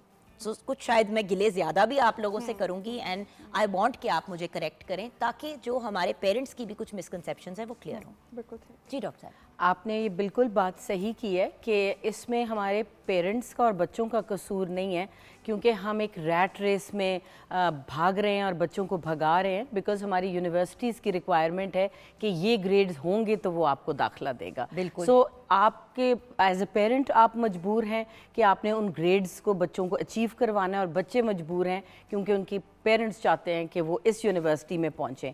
सो हमारा स्कूलों का फोकस इस वक्त जो है एजुकेशन से हट के सिर्फ ग्रेड्स अचीव करने के ऊपर हो गया है, और एजुकेशन तालीम और तरबियत का एक कॉम्बिनेशन है। और अब क्योंकि मदर्स तालीम, तरबियत और को करिकुलर Co-curriculars। क्योंकि देखे ना वो तो बिल्कुल ही साइड लाइन हो गई। इतने इतने से स्कूल खुल गए हैं, इतने इतने से छटांग के साइज के, और उन स्कूल्स में क्लासरूम है ना, कोई वहाँ पे स्पोर्ट्स ग्राउंड है ना, वहाँ पे कोई एक्टिविटी रूम है, लाइब्रेरीज ही नहीं एग्जिस्ट करती। हमारे स्कूल में सबसे ज़्यादा यूज़ किया जाने वाला कमरा लाइब्रेरी होता था, क्योंकि हर स्टूडेंट ने जाना ही जाना था और कोई ना कोई किताब ले के पढ़ के वापस आके उसकी रिपोर्ट देनी होती थी। जब प्राइवेट सेक्टर इसके अंदर कूदा तो उसने हर जो ब्रैकेट था, सोशो इकोनॉमिक ब्रैकेट, उसको डील करने के लिए हर किस्म के स्कूल्स खुल गए जिसके ऊपर कोई रेगुलराइजेशन नहीं हुई, कोई चेक एंड बैलेंस नहीं है। सो इसलिए इसके अंदर टू अ सर्टन एक्सटेंट दूसरी एक जो बहुत बड़ी प्रॉब्लम है, and which I always whenever I sit anywhere I talk about it, कि जब आप डॉक्टर बनते हैं आपको हाउस जॉब से गुजारा जाता है, जब आप मिलिट्री एकेडमी जब आप पायलट बनते हैं या आर्मी में जाते हैं तो आपको मिलिट्री एकेडमीज से गुजारा जाता है। हमारी टीचर एक वो बच्ची है जो बीए करके सीधा उसकी शादी क्योंकि नहीं हो रही या अभी या शादी हो गई है तो अम्मा अब्बा ने कहा कि बेटा तुम पढ़ा लो और फिर कल को तुम्हारे बच्चे भी उसी स्कूल में पढ़ जाएंगे और फ्री पढ़ जाएंगे। और हमने वो औरत या वो बच्ची क्लासरूम में उन बच्चों का मुस्तकबिल का इंचार्ज बना दिया जो कि हमारी कौम का फ्यूचर है। हमने तो अपनी कौम को खुद अंधेरे में डाल दिया, हम कैसे स्कूल्स को ब्लेम कर सकते हैं। सो कहाँ पे हमने ये एफर्ट की है कि जो उस्ताद है क्लासरूम में हमने खड़ा किया है उसको कोई ट्रेनिंग दे सके, कहाँ पे हमने और ये स्टेट अकेला नहीं कर सकता, प्राइवेट एंड पब्लिक पार्टनरशिप ही ये कर सकती है, जहाँ पे ये मैंडेट किया जाए कि जो टीचर क्लासरूम में आई है उसने कुछ वक्त ट्रेनिंग पे में ज़रूर गुजारा। अच्छा चलें, अब इस बिफोर वी गो इनटू वो क्या एक्टिविटीज़ हैं जो बहुत ज़रूरी हैं बच्चों की नशोनुमा के लिए। आई गेस मेन चीज़ अब जो आ गई है वो है कि एक टीचर का ट्रेंड होना, क्वालिफाइड होना एज एजुकेशनिस्ट आपकी नज़र में कितना अहम है सर? बहुत अहम है जी। ये तो ऐसे ही है कि बगैर ड्राइवर लाइसेंस के कोई गाड़ी चला रहा है कि उसने कुछ ना कुछ तो हादसात करने ही है ना।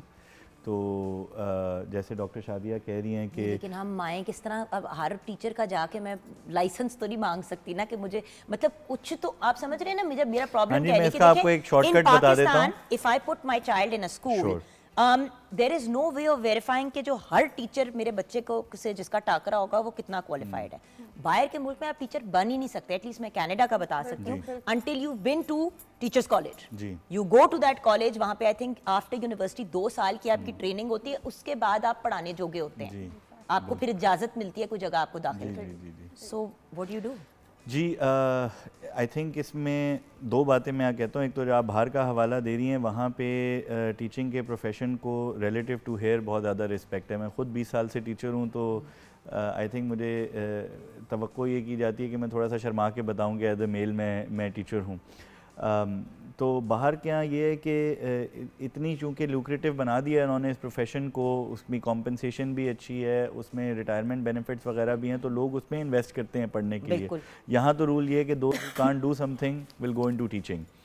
और शॉर्टकट में इसमें एज फॉर मदर्स ये स्पेसिफिकली बताऊं कि अगर आपने अपने बच्चे का स्कूल असेस करना है तो आप ज़रूर जाके मिलें उस स्कूल के प्रिंसिपल को, because that is one person जो अब अगर प्रिंसिपल अच्छा होगा तो उसकी निगरानी में कोई बुरी चीज़ें बहुत कम हो सकेंगी। लेकिन अगर प्रिंसिपल के साथ आपको लग रहा है कि आपकी जो रिक्वायरमेंट्स हैं एजुकेशन से वो आपको उस इंसान में नज़र नहीं आ रही, तो उससे कम तर ही होगी क्लासरूम में जो चीज़ हो रही है। So this is for me, this is my अपने बच्चों को जब मैं स्कूल में डाला तो मैंने यही चीज़ असेस की कि जो इंसान उस स्कूल को रन कर रहा है वो कैसा है, और उसके साथ एक अच्छी रिलेशनशिप भी रखी ताकि ऑनगोइंग बेसिस पे मुझे पता भी चलता रहे। हैरान कुन से आपने बात की है, क्योंकि आपको पता है सबसे ज़्यादा तो साइमा जिस चीज़ को नोट किया जाता है पाकिस्तान में, हाँ इनके कितने स्टूडेंट्स जो हैं इनके स्कूल के बड़ी यूनिवर्सिटीज़ में, हार्वर्ड में, येल में, प्रिंसटन में कितनों का दाखिला हुआ है। सॉरी, ये तो हम तो पेरेंट्स तो यहाँ पे यही देखते हैं। ऐसे ही है, लेकिन एक्चुअली बात क्या है कि एक हम बात करें कि आइडियल सिचुएशन क्या होनी चाहिए और हम दूसरी तरफ उसको कंपेयर करें कि करंटली पाकिस्तान में क्या सिचुएशन है, हेंस ये कंफ्यूजन। एग्जैक्टली, वो तो हम भी भाग जाते हैं, वो आगे पीछे भागते रहते हैं, हम तो यहीं फंसे हुए हम ना, तो यहीं रहते हैं। तो जिस जगह पर हम रह रहे हैं, जिस माशरे में हम रह रहे हैं, प्राइवेट स्कूल्स ने ज़रूर अपने जो बनाए हैं तो वो अपनी हद तक कोशिश कर रहे हैं टीचर ट्रेनिंग प्रोवाइड करने की भी। आपने जैसे कहा कि मैं हर टीचर को जाकर उसका सर्टिफिकेट नहीं मांग सकती, तो अली नुमानी ने बिल्कुल ठीक बात की है कि जैसा लीडर होगा ना उसी तरह का ग्रुप देखने में आता है। मगर ये क्राइटेरिया, एलिजिबिलिटी क्राइटेरिया स्कूल को सेट करना है कि जब तक टीचर का सर्टिफिकेट नहीं होगा वो टीचिंग नहीं कर सकती। और इसका दोहरा फ़ायदा है, एक तो टीचर्स का मोराल बूस्ट होगा, वो बेहतर फील करेंगी, उनकी सैलरीज बेहतर होंगी, उनको माशरे में रिगार्ड और इज्जत दी जाएगी। और फ़ायदा तो इवेंचुअली आपकी अपनी कौम की, वही जैसे आपने बात की है फाउंडेशन का है। आप अपनी कौम का मुस्तकबिल, माँ बाप के जो घर में बच्चे हैं, जो उनकी पूरी कुल कायनात है, आप एक अनाड़ी के हाथ में कैसे दे सकते हैं? कैसे दे सकते हैं मैडम? मैं यही अभी पहले भी आपसे यही बात कर रही थी, आपने ही छेड़ी है तो हम इस तरह मैं कहें, बिल्कुल, वरना हमने बिल्कुल तो अभी कुछ सही और कहा, बात करनी थी। इसलिए कि ये बहुत इम्पोर्टेंट है, इसका मलबा आप पे गिरेगा सारा। बिल्कुल गिर जाए, क्योंकि मैं चाहती हूँ कि हमारे प्राइवेट स्कूल्स, ऑल्दो हम कोई अगर it is too daunting a task कि हम अभी सरकार से ये रिक्वेस्ट करें कि जी हर टीचर जो हमारे एंटर होगी वो 4 साल या 2 साल का कोई PGDC कोर्स किया हो, बट एटलीस्ट अपने लोकल लेवल इतना पे पता है कि गवर्नमेंट लेवल पे इसके ऊपर काम हो रहा है और ये स्टार्ट होने वाला है अनकरीब, और बहुत से टीचर्स को ट्रेन किया भी गया है। बट हो रहा हैविंग है इस पे सेड काम। दैट, हाँ। हमने क्या होमवर्क किया है कि अगर हमारे पास 20 लाख टीचर है या 30 लाख टीचर है, क्या हम उन सबको ट्रेनिंग दिलवा पाएंगे? किस तरह जो एग्जिस्टिंग स्कूल्स हैं उनको एम्पावर करेंगे, कैसे प्राइवेट सेक्टर हमें हेल्प करेगा? तो रादर देन कि हम एक डिग्री एकदम से अनाउंस कर दें, हमें उनको कुछ शॉर्ट कोर्सेज करवाने चाहिए जो कि प्राइवेट पब्लिक पार्टनरशिप्स हों या अलहदा से करें, बट हर टीचर एक कुछ specific number of hours of training पूरी करके क्लासरूम के अंदर आए और फिर उसके बाद एक कॉन्टिन्यूस प्रोफेशनल डेवलपमेंट हो। हमारा प्रॉब्लम ये है कि हम CPD में बिलीव नहीं करते। आज हमने 6 महीने का कोर्स कराया और हमने कहा अब आप ताहयात पढ़ाने के काबिल हैं।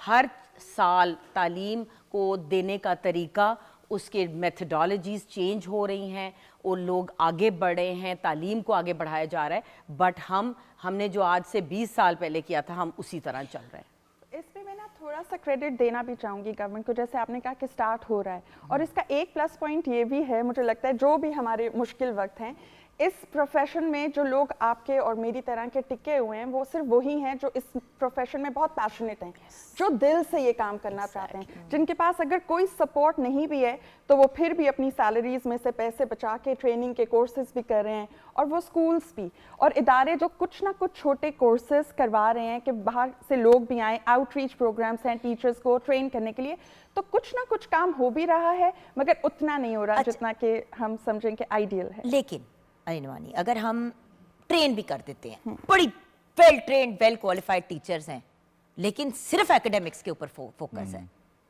कि भाई सब ने स्ट्रेट ए स्टूडेंट बनना है, ओ भाई 26, 27, 30 बच्चों में से हर बच्चा कैसे स्ट्रेट ए स्टूडेंट हो सकता है? ये मुझे बड़ी इलॉजिकल सी बात लगती है। Straight a student in terms of academics, मेरे लिए तो हर बच्चा ही स्ट्रेट ए स्टूडेंट है in their own way, in their own area, in their own talent. लेकिन इस पे कोई मतलब सिर्फ एकेडमिक्स पे फोकस है सर, सिर्फ एकेडमिक्स पे। ऐसा करते हैं, ब्रेक की तरफ जाते हैं, आप सोचें इसके बारे में कि अगर सिर्फ एकेडमिक्स पे फोकस है तो हमारे बच्चों की जो दूसरी नीड्स एंड रिक्वायरमेंट्स एंड नशोनुमा है वो कैसे होगी? मतलब what about music, what about sports, what about dramatics, what about debates, what about नात competition, what about everything, what about the complete bouquet? Break के बाद ये बात करेंगे।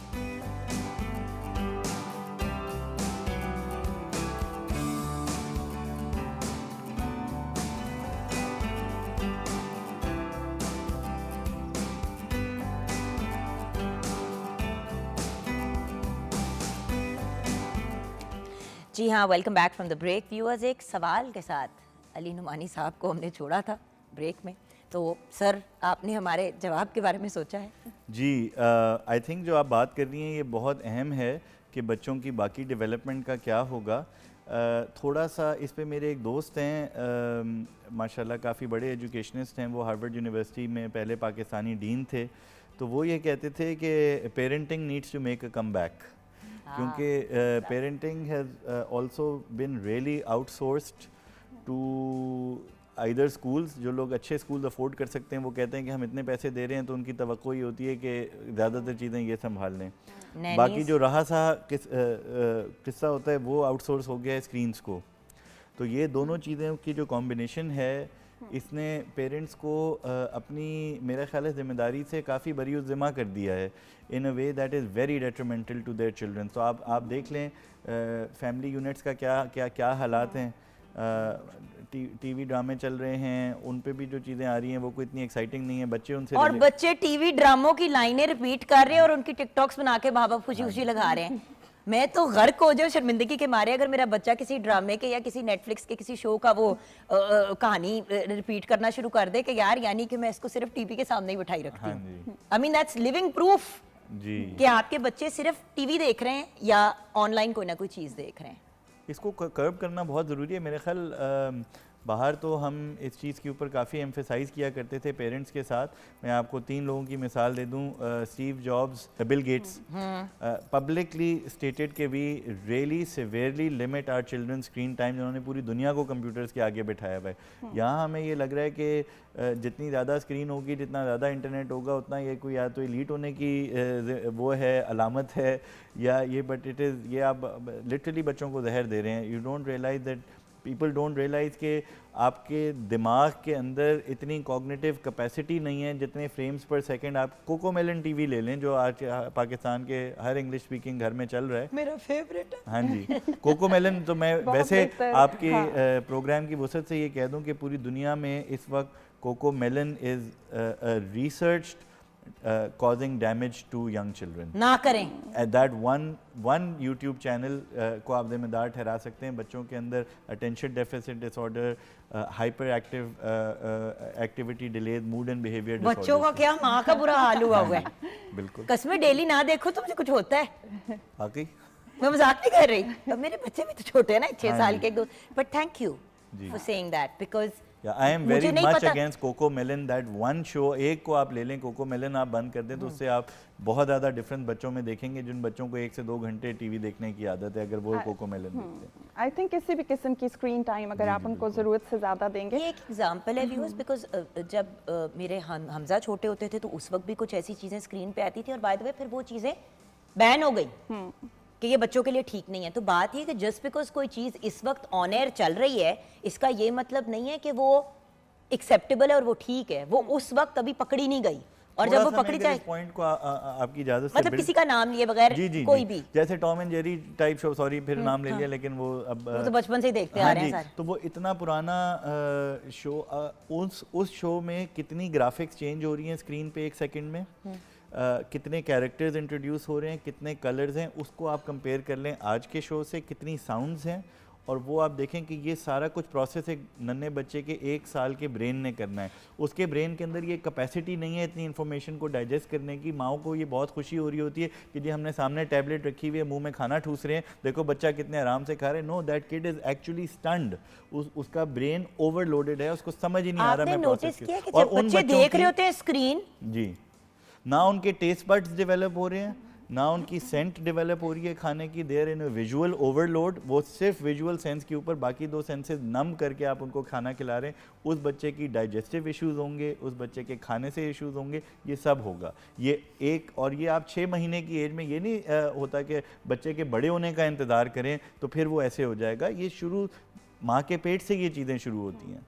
और अली, इसके अंदर I would like to add कि जब एज पेरेंट्स हम बच्चों के साथ बैठते हैं तो क्वालिटी टाइम देना चाहिए, because what we do is कि हम उनको अपना काम कर रहे होते हैं और उनको मोनोसिलेबल्स में जवाब दे रहे होते हैं, which is actually not connecting to them. मेरे हस्बैंड हर रोज़ हसन के साथ बैठ के लेगो बनाते हैं, बहुत अच्छी बात। सामने लेगो हो गया, ये डिप्लो हाँ डिप्लो, वो ज़रा बड़े ब्लॉक्स होते हैं, वो बैट वो खोलते हैं, कभी वो कुछ बना रहा होता है, कभी कुछ बना रहा होता है। और उस दिन मेरे बच्चे ने, 6 साल के बच्चे ने रॉकेट रोबोट खुद बनाया जो डिब्बे पे बना हुआ था, और वो 8 से 11 साल के बच्चों की एज ग्रुप का था। वो उस बच्चे ने खुद बनाया। मैंने कहा फैसल आपने बनाया? He said I swear to God मैंने नहीं बनाया, इसने खुद बनाया। ऐसे ही है। तो और एक और जो तो हमारा आई मीन culture है- आप बच्चों को देंगे चीजें करने के लिए तो करेंगे ना। अब बच्चों को रात को अगर बुक आप जो ना देंगे पढ़ बच्चों के को सुनाए, वो करेंगे। एग्जैक्टली ना, आप मोबाइल दे दें नूर तो बानो सारी 2 साल की चीजें- किताब लेके आती है, हाँ जी।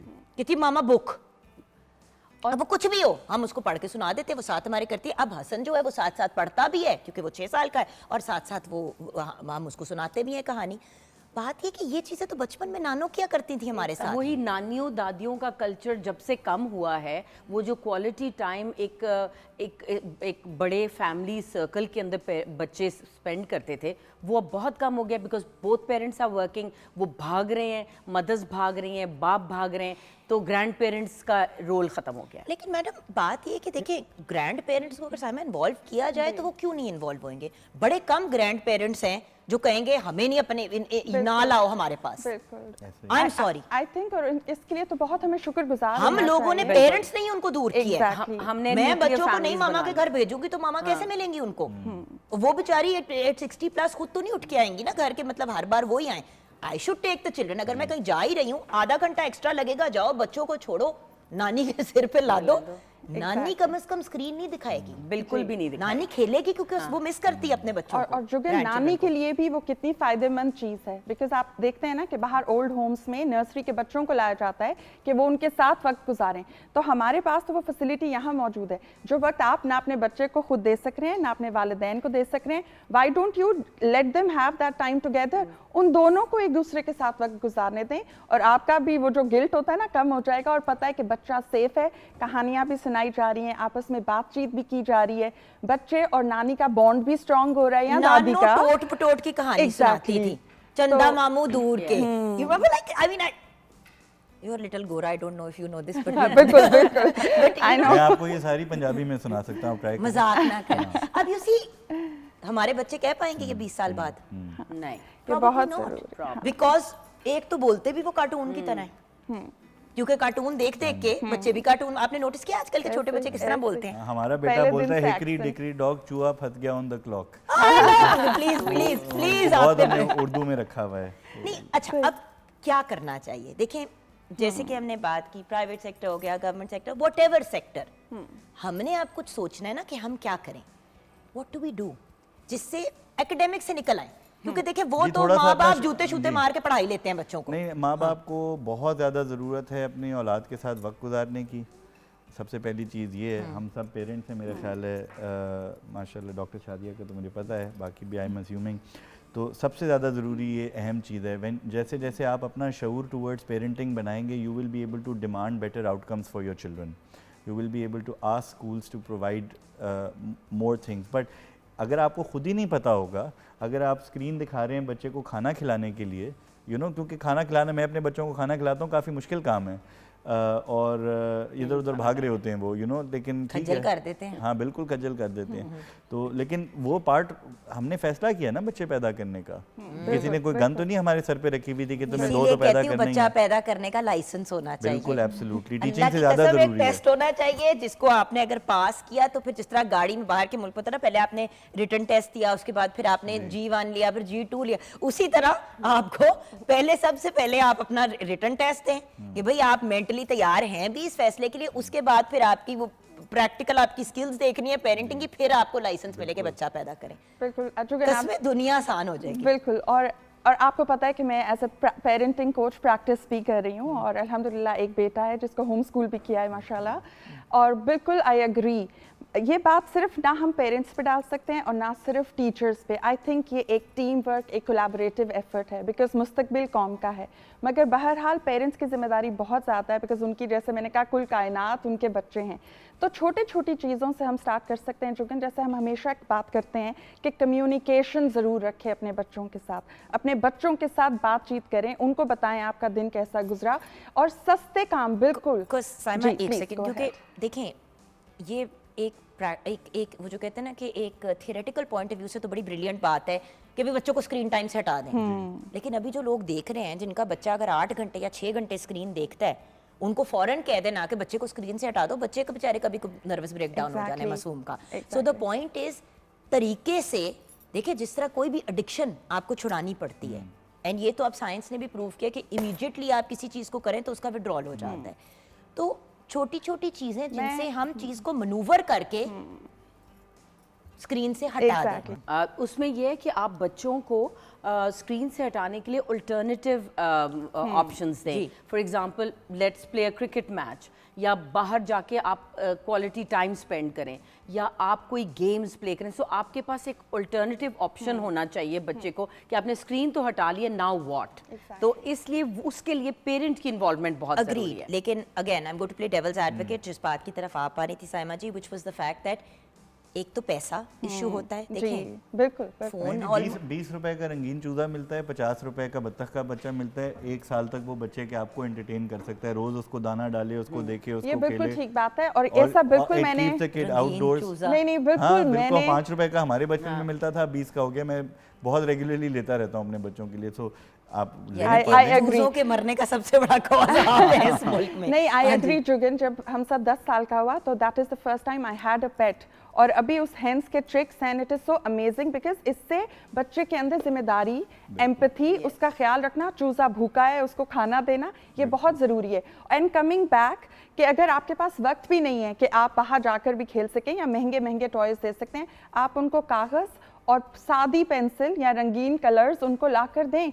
और मामा काम भी करी हैं तो उनको बोलो बेटा ये बनाओ। आई टेल यू, 2 साल का बच्चा भी है, तो इशू है, डूडल करे। देखिए बच्चा स्क्रीन की तरफ इसलिए मुतवज्जो किया जाता है, जैसे कि आपने कहा कि अपनी ज़िंदगी को आसान करने के लिए।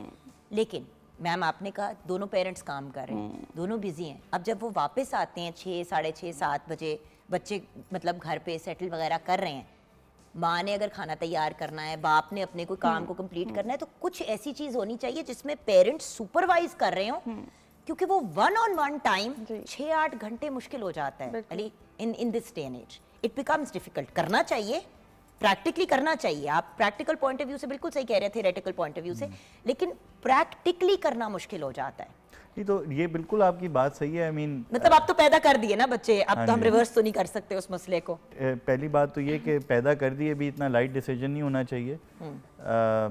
बहुत अरसा लगना चाहिए एक मियाँ बीवी को एक दूसरे को जानने में, और फिर जानने में कि हमने बच्चे किस तरह, और उसके बाद ये फैसला करें।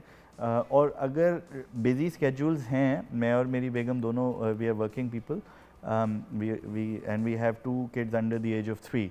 सो हाँ जी, तो कुछ रिचुअल्स आप बना लें कि जी मैंने रोज़, जिस तरह मैंने रोज़ सुलाना है, एक के साथ नाश्ता करना है, एक को नहलाना है, मतलब तो वहीं आपका टाइम स्पेंड हो जाता है कि बच्चे को नहलाते हुए तो आप फ़ोन पे नहीं हो सकते। नहीं, मैं ये बात नहीं कर रही, मैं कुछ और कह रही थी। अभी ब्रेक के बाद हम इसको टच ऑन करेंगे। साइमा, मैं बात कर रही हूँ कि जैसे कि अब parents are home, they can supervise, लेकिन उन्होंने बाकी चीज़ें भी करनी है। एक्चुअली उस गैप में टीवी लगा के देते हैं ना माँ बाप, या स्क्रीन लगा के देते हैं।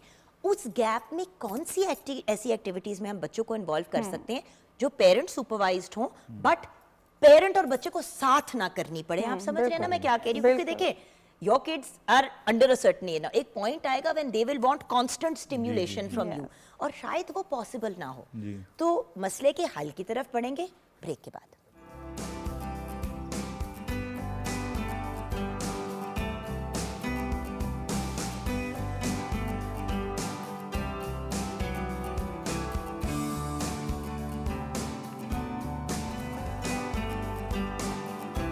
जी हाँ, welcome back from the break. Viewers, मज़े मज़े की खुशबुएं आ रही हैं। वैसे एक चीज़ जो बच्चों को मसरूफ़ कर देती हैं वो स्नैक्स होते हैं, लेकिन हेल्दी स्नैक्स हों तो वो भी बहुत अच्छी बात होगी, क्योंकि एक और चीज़ जो बच्चों को बहुत हाइपर एक्टिव और स्पेशली वो बच्चे जो ऑटिस्टिक होते हैं या जिनको ADHD होती है, जो मज़ीद उनकी सिचुएशन को ट्रिगर करती हैं वो होती हैं मीठी चीज़ें और ऐसी चीज़ें जो simple sugars and simple carbs की बनी होती हैं। सो बहुत एहतियात करनी चाहिए बच्चों के स्नैक्स में भी। आइए किचन की तरफ बढ़ते हैं जहाँ पे थोड़े से अनहेल्दी लेकिन मज़े के स्नैक्स तैयार किए गए हैं। जी, पोटैटो चीज़ बॉल्स पे रेडी हैं, समोसेस पे रेडी हैं और कटलेट्स भी। पोटैटो चीज़ बॉल्स भी रेडी है, समोसेस भी रेडी हैं, समोसे रेडी है, बिल्कुल ठीक, एब्सोल्युटली आलू की वंडरफुल। चटनी भी एज वेल। आलू की चटनी भी तैयार है। Thank you so much. आज हम आलू हो गए ना, हमने वो आलू को याद कर रहे थे। अच्छा, थैंक यू सो मच। अच्छा, यहाँ पे एक और चीज़ ना, cooking is also such a fun activity. Yes, मैं जब स्कूल में थी तो हमारी फूड एंड न्यूट्रिशन की एक क्लास होती थी एंड वो मेरी फेवरेट क्लास थी। टीचर सबीन सिखाती थी एंड आई स्टिल रिमेंबर कि my favourite part used to be कि आज हमें क्या सिखाएंगी। आई रिमेंबर स्कॉच एग्स उन्होंने हमें बनाने सिखाए, केक बेक करने, cup cakes, you know there so many things. जी, और हम भी ये चीज़ें घर में कर सकते हैं। जुगन, मुझे अच्छी तरह याद है, मैंने अपने बेटे को जब फ्रैक्शंस का कॉन्सेप्ट दिया पहली दफ़ा तो हम ऑरेंज जूस बना रहे थे और वो ऑरेंज जूस बनाते हुए हमारी ये डिस्कशन चल रही थी। तो जैसे आपने कहा, कम्युनिकेशन हर पार्ट में हमारी ज़िंदगी का हिस्सा बन सकती है। अगर बच्चा बड़ा है तो आप उसको किचन की एक्टिविटीज़ में भी अपने साथ इन्वॉल्व करें। छोटे बच्चे को भी टेबल सेट करने में कि मामा ये करिए, आप पानी लेके जाओ, प्लेट लेके जाओ, you know, things like that. बाहर 10 साल का बच्चा लॉन्ड्री कर लेता है। That's what I am saying. हमारे यहाँ 10 साल का बच्चा अपना दिवाला तोड़ के मुंह में नहीं और एक डालता। और चीज़ जो मेरे साथ बड़ी प्रैक्टिकली, एक जो बड़ा मुझे लगा कि it was a good tip and it worked with me, और हम स्कूल्स में भी टीचर्स को ये कहते हैं कि जब क्लास रूल्स बनाने हो तो बच्चों को ऑन बोर्ड लें, वो फिर उसको ओन करते हैं। इसी तरह अगर आप घर में अपने बच्चे का डेली रूटीन बना लें और उसमें बेटे या बेटी को खुद बोलें कि अपना स्केड्यूल बनाओ, उसको बैठकर यू नो ऑल्टर करो जहाँ पे ज़रूरत हो, और अब बच्चा चूंकि उसने खुद बनाया है वो स्केड्यूल की ओनरशिप भी लेगा और वो मेक श्योर करेगा ये मैंने बनाया है, मैंने साइन किया, it's up on the wall, मैंने इसको एज इट इज़ फॉलो करना है।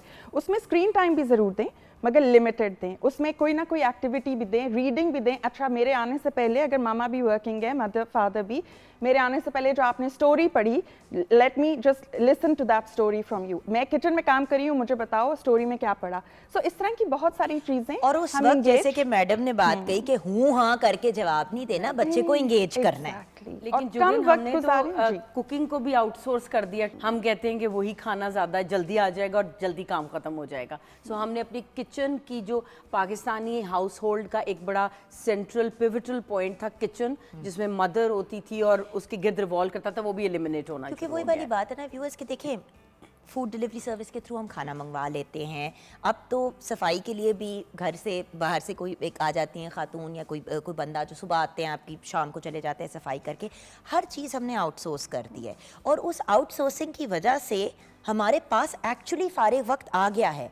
लेकिन क्योंकि उस फारिग वक्त में हमने खुद स्क्रीन पे अपना टाइम गुजारना होता है। आजकल रील्स का दौर है, हर बंदा सारा दिन रील्स देख रहा होता है। आप किसी को भी तरफ भी मुड़ के देखो, वो ऐसे ऐसे अपने फ़ोन को कर रहे होंगे, क्योंकि पहले एक और ऐप थी, अब रील्स आ गई हैं, उसके बाद कुछ और आ जाएगा। तो हर ज़माने में कुछ ना कुछ था। अब डिपेंड करता है कि कौन के पेरेंट्स कितने कॉन्शियस हैं। अच्छा, एक चीज़ जिसको मैं ज़रूर टच अपॉन करना चाहती हूँ आज की गुफ्तगू को क्लोज़ करने से पहले, अली, जिनके बच्चे बहुत हाइपर एक्टिव हैं या जो बहुत ज़्यादा वो जो कहते हैं ना कि जिनकी vivacious and in your face personalities होती हैं, ऐसे बच्चों को कैसे इंगेज रखें? क्योंकि आजकल हर बच्चे को लेबल लगा देना ADHD, अटेंशन डेफिसिट डिसऑर्डर। मैं इस पे थोड़ा सा बात करना चाहूँगा। It's issue very close to my heart. थोड़ा सा मैं अगर टेक्निकली इसको समझा दूँ तो हमारे जिस्म के अंदर ये सारी अटेंशन और एबिलिटीज़ और डिसेबिलिटीज़ कंट्रोल होती हैं हार्मोन्स के थ्रू। तो आपका एक बेसल हार्मोनल रेट होता है जिसके जो आपकी नॉर्मल मूड रखने में हेल्प करता है। To put it very simply, this starts in the mother's womb because the mother is directing the hormone. If अगर माँ प्रेगनेंसी के दौरान स्ट्रेस में होती है तो उन बच्चों में उनका basal hormonal rate of let's say cortisol जो स्ट्रेस हार्मोन है या एड्रेनलिन बहुत हाई होता है। सो इसमें मेरी जो मर्द हजरात हैं उनसे ये गुजारिश है कि this 9 month period is your responsibility to do everything you can to keep the stress reduce. Because सबसे ज़्यादा डिसेबिलिटीज़ की जो कोरिलेशन आज देखने में आ रही है वो है स्ट्रेस ड्यूरिंग प्रेगनेंसी की वजह से, नंबर 1। नंबर 2, अब जो वाइवेशियस बच्चे हैं, अगेन सब बच्चे डिफरेंट हैं। जो वाइवेशियस बच्चे हैं उनको एंगेज करने मुझे के तो लिए हाइपर बच्चा वाइवेशियस ही लगता है, लोग हाइपर बुला के बच्चे का एवी हाँ जी, मुझे भी वही बच्चे पसंद है एक्चुअली। उछल कूद कुछ। हाँ जी, तो उनके बट यू हैव टू देखें, बच्चे की भी एक एनर्जी है जो आपने ड्रेन करनी है ड्यूरिंग द डे। और आप वही देखें ना, it's coming back to screen, आपने तो 6 से 8 घंटे कहा जब स्क्रीन का, तो मेरे लिए बहुत ज़्यादा मुझे ये लगा कि ये नंबर है, बट आई कैन इमेजिन कि लोग होते होंगे भाई ऐसे। देखें जो सुबह उठते हैं उन्होंने बच्चे के सामने स्क्रीन लगा दी, ठीक है ना, पहले घंटा डेढ़ तैयार होने का, स्कूल जाने का मसला, फिर गाड़ी में बैठे, फिर स्क्रीन लगा दी, उसके बाद स्कूल से वापस लेके आए, बच्चों ने फिर बैठ के 1-2 घंटे टीवी देखा, शाम को रात को सोने से पहले फिर 1-1.5 घंटा देखा, तो 6-8 घंटे हो गए कि नहीं हुए? और जुगन इसमें आप मिस ना एक्चुअली करें क्योंकि हम स्कूल वाला छोटे टाइम। स्लॉट्स में देखते हैं ना, तो फिर स्क्रीन टाइम तो 6-8 घंटे हो ही गया। आपके घर में तो टीवी नहीं है साइमा? मेरे घर में टीवी नहीं है, बिल्कुल मैं अभी यही बता रही थी। एंड बहुत मुश्किल ज़रूर है मगर डूएबल है। मैं screen time, because laptops of course हैं, फ़ोन्स हैं, तो बच्चा तो चाहता है ना उस पर टाइम ले ले, मगर जैसे आपने कहा कि ये कहना बड़ा आसान है कि बेटे कार्टून मत देखो, गैजेट मत यूज़ करो, मगर ये बताना कि अगर मैं ना यूज़ करूँ तो फिर क्या करूँ, तो फिर उनको बताएं। तो मैंने ये बड़ा अच्छा ट्रिक मेरे लिए काम किया।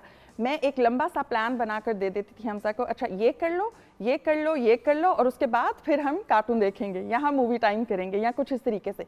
तो उतना और उसमें सारी प्रोडक्टिव चीज़ें डालें कि इतना क्रिएटिव राइटिंग हो गई, रिटन वर्क हो गया, नानी को कहानी सुना दी उर्दू रीडिंग के लिए। ये लड़की रेज कर रही है वैसे बहुत ही प्यारा और बहुत ही साबित बच्चा है अल्हम्दुलिल्लाह, माशाल्लाह। अल्हम्दुलिल्लाह। सो मच सो दैट हम कुकिंग भी इकट्ठे करते हैं। मैं अपनी वार्डरोब सीधी कर रही हूँ, मतलब मैंने हाउस हेल्प इसलिए ख़त्म की, वो जो इंडिविजुअल मेड हमारे सिर्फ काम करने के लिए थी, सो दैट मुझे लगा कि अब दराज में से जराबें भी निकल रही हैं तो आधी बाहर गिरी पड़ी हैं, तो मैंने सोचा ये तो आदत तरबियत की बजाय उल्टी ख़राब कर रही है। तो इस तरह के छोटे छोटे काम बच्चों को अपने करने दें। सही कह रही हैं आप डॉक्टर साहबा। आपने एक बात जो हम पहले भी डिस्कस करते कि स्क्रीन टाइम सिर्फ लेकिन घर की हद तक तो महदूद नहीं है, आप इस पे कुछ कहने लगी थी। स्क्रीन टाइम हम आजकल ये जो नया ट्रेंड है कि हम स्कूल्स को डिजिटलाइज कर रहे हैं, और in the name of digitalisation के हमने कितने ऐप्स बच्चों को दिए हुए हैं, रीडिंग लाइब्रेरीज़ दी हुई हैं, हमने मैथ्स उनको स्क्रीन पे करा रहे हैं, तो हम तो एक्चुअली टीचर को भी रिमूव करने लग गए हैं आहिस्ता आहिस्ता। और हमारा ख्याल है कि जो स्कूल्स ये सबसे ज़्यादा कर रहे हैं they are the more advance schools, जबकि ये बिल्कुल गलत है। सो हमने स्क्रीन टाइम तो और ऐड करना शुरू कर दिया है by in the name of mobile trolleys जो स्कूल्स के अंदर हम बच्चों को दे रहे हैं कि अब आप इस ऐप पे काम करें मैथ्स के। बिल्कुल सही। एक्चुअली व्यूअर्स हम यही इस चीज़ से गेज करते हैं ना कि स्कूल कितना अच्छा है कि वो फ़ीस कितनी ले रहा है, फ़ीस कितनी ले रहा है और वो देखने में कितना फैंसी है, अंदर से बिल्कुल खोखला और it doesn't really matter. Foundation सबसे ज़्यादा इंपॉर्टेंट होती है यहाँ पे, क्योंकि हमने अपनी गुफ्तगू को कंक्लूड करना है। तो अली, आप एंड में कोई मैसेज हमारे व्यूअर्स को देना चाहेंगे? जी, मैं ये मैसेज देना चाहूँगा कि अपने बच्चे की डेवलपमेंटल माइलस्टोन्स को समझें, कोशिश करें पहले साल में 1000 नई शक्लों से इंट्रोड्यूस कराएं बच्चे को, दूसरे साल में आप उनसे मल्टीपल लैंग्वेजेस करें, और 7 साल का अगला माइलस्टोन है और 15 साल के बाद भूल जाएं कि आपका उनके ऊपर कोई कंट्रोल है। तो पहले 15 साल आपके पास हैं, इसमें जितनी मेहनत कर सकें करें। मुझे मेरे एक मेंटोर हैं अमेरिका में, 85 साल के हैं, उन्होंने मुझे कहा था कि बच्चे जब पैदा करना जब तुम वाकई उनको वक्त दे सको। तो मैंने शादी के 10 साल बाद बच्चे इस वजह से पैदा किए, और अभी भी मैं उनको उतना वक्त नहीं दे पाता जितना मैं चाहता हूँ, बट मेरी कोशिश होती है कि I should remain aware of what's happening in their lives and what milestones they're proceeding towards. Amazing, thank you. चूँकि मैं ये कहना चाहूँगी कि 2-3 बहुत बेसिक बातें, जितना पॉसिबल हो सके, अल्लाह ताला ने अगर आपको बहुत सारी ब्लेसिंग्स भी दी हैं, तो जितना पॉसिबल हो सके बच्चों को क्लोज टू नेचर रहने की आदत डालें। अगर हर वक्त गैजेट से हटने का क्या तरीका हो सकता है, बहन भाई आपस में एक दूसरे की मदद करें पढ़ाने में, घर में जितने अफराद हैं उनके साथ बातचीत करें, पौधा लगाएं, पेट्स रखें, कुकिंग करें, ऑल ऑफ दीज थिंग्स, और जितना सुन्ना के करीब रह सकें, आई थिंक ये बहुत हेल्प करता है। बच्चों के अंदर शुक्र, ग्रैटिट्यूड की आदत ज़रूर डालें, छोटी छोटी चीज़ों में कनेक्शन, अल्लाह ताला के साथ कनेक्शन ज़रूर डेवलप करें, उनको सुपर पावर बताएं कि जब हम जितने सुपर हीरोज़ देखते हैं तो हमारे पास एक गिवन सुपर पावर है, और वो क्या है? द पावर ऑफ दुआ। You can always connect with Allah at any time. So इस तरह की बहुत छोटी बातें नेचर और जिंदगी के करीब। एग्जैक्टली, एनी क्रिएटर, दुआ तो हर मजहब में है। So the point is whatever your belief system Yes, is, whatever किसी your चीज़ मतलब अल्टीमेटली बच्चों को कोई एंकर, कोई ऐसी चीज़ ज़रूर देनी चाहिए which they can connect with, Yes. Right? Yes. जी डॉक्टर साहबा। मेरी पेरेंट्स से रिक्वेस्ट है कि खुदारा अपने बच्चों को लेटर ग्रेड्स और नंबर ग्रेड्स के अंदर बॉक्स ना करें, उनको ए ग्रेड, उनको नंबर 1 इसके अंदर बॉक्स ना करें। हर बच्चे के अंदर बहुत सारी छुपी हुई कैपेबिलिटीज़ हैं, उसकी बहुत अनगिनत कैपेसिटी है, उसको निकालने की कोशिश करें। ज़रूरी नहीं है कि अगर आपका बच्चा फर्स्ट नहीं आया तो वो एक ब्राइट बच्चा नहीं है, वो एक लो परफॉर्मर है। हमने इस रैट रेस के अंदर हम अपने बच्चे की आइडेंटिटी को भूल गए हैं। हम सिर्फ फोकस कर रहे हैं कि वो नंबर कौन सा ला रहा है या वो लेटर कौन सा ला रहा है। Please for a moment put that aside, focus on your child's holistic development. Thank you so much, आप लोगों ने अपने कीमती वक्त में से वक्त निकाला हमारे लिए। व्यूअर्स, अल्टीमेटली तो वही वाली बात है जो हमारे एक्सपर्ट्स भी कह रहे हैं, हम भी कहने की कोशिश करते हैं। I mean I am quite embarrassed कि इतना ज़्यादा जो मुझे लगता था कि शायद मैं इतना ज़्यादा स्क्रीन टाइम नहीं दिखा रही हूँ बच्चों को। इवन ये जो 2-2 घंटे हम दिखाते हैं, और एक्चुअली अगर आप हिसाब लगाएं ना व्यूअर्स, तो हम बहुत ज़्यादा वक्त गुजारते हैं बच्चों के साथ एक ही जगह में, लेकिन उनके साथ नहीं गुजारते। अल्टीमेटली तो जो चीज़ मैटर करती है वो ये मैटर करती है कि हम एक्चुअली उनको 1-on-1 टाइम कितना दे रहे हैं, उनके साथ कितना इंगेज कर रहे हैं, और क्या हमारे बच्चे हमसे बात कर सकते हैं। जैसे कि डॉक्टर साहिबा ने बड़ी अच्छी बात पॉइंट आउट की कि मोनोसिलेबल्स में हम जवाब देते हैं और एक फेवरेट चीज़, चुप कर जाओ। भाई अगर बच्चा आपसे नहीं बात करेगा तो वो किससे बात करेगा, वो किसके पास जाए?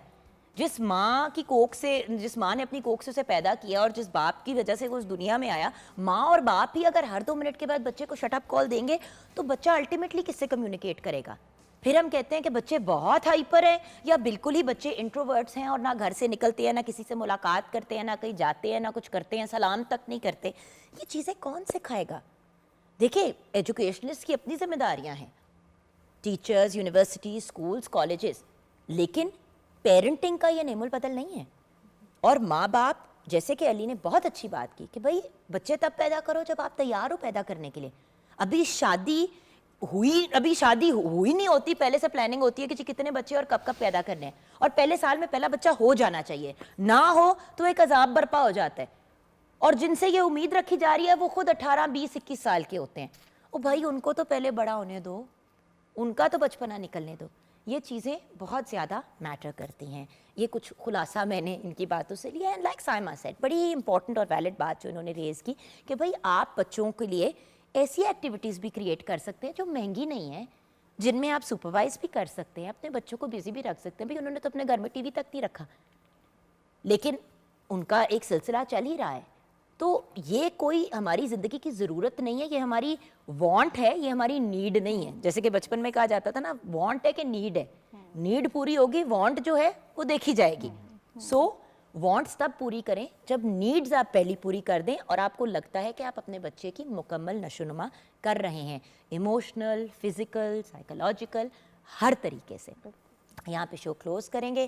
Thank you so much to our wonderful chef as well for making lots of आलू के स्नैक्स। थैंक यू बेटा। Thank Bless you. चलो, कल को अगर कभी पेरेंटिंग के बारे में सोचा तो अब बहुत सी आपके पास टिप्स आ गई हैं, राइट बेटा? Right, okay. So thank you so much. यहाँ पे हम अपने शो को क्लोज करेंगे। अपना ख्याल रखिएगा। खुदा हाफिज़।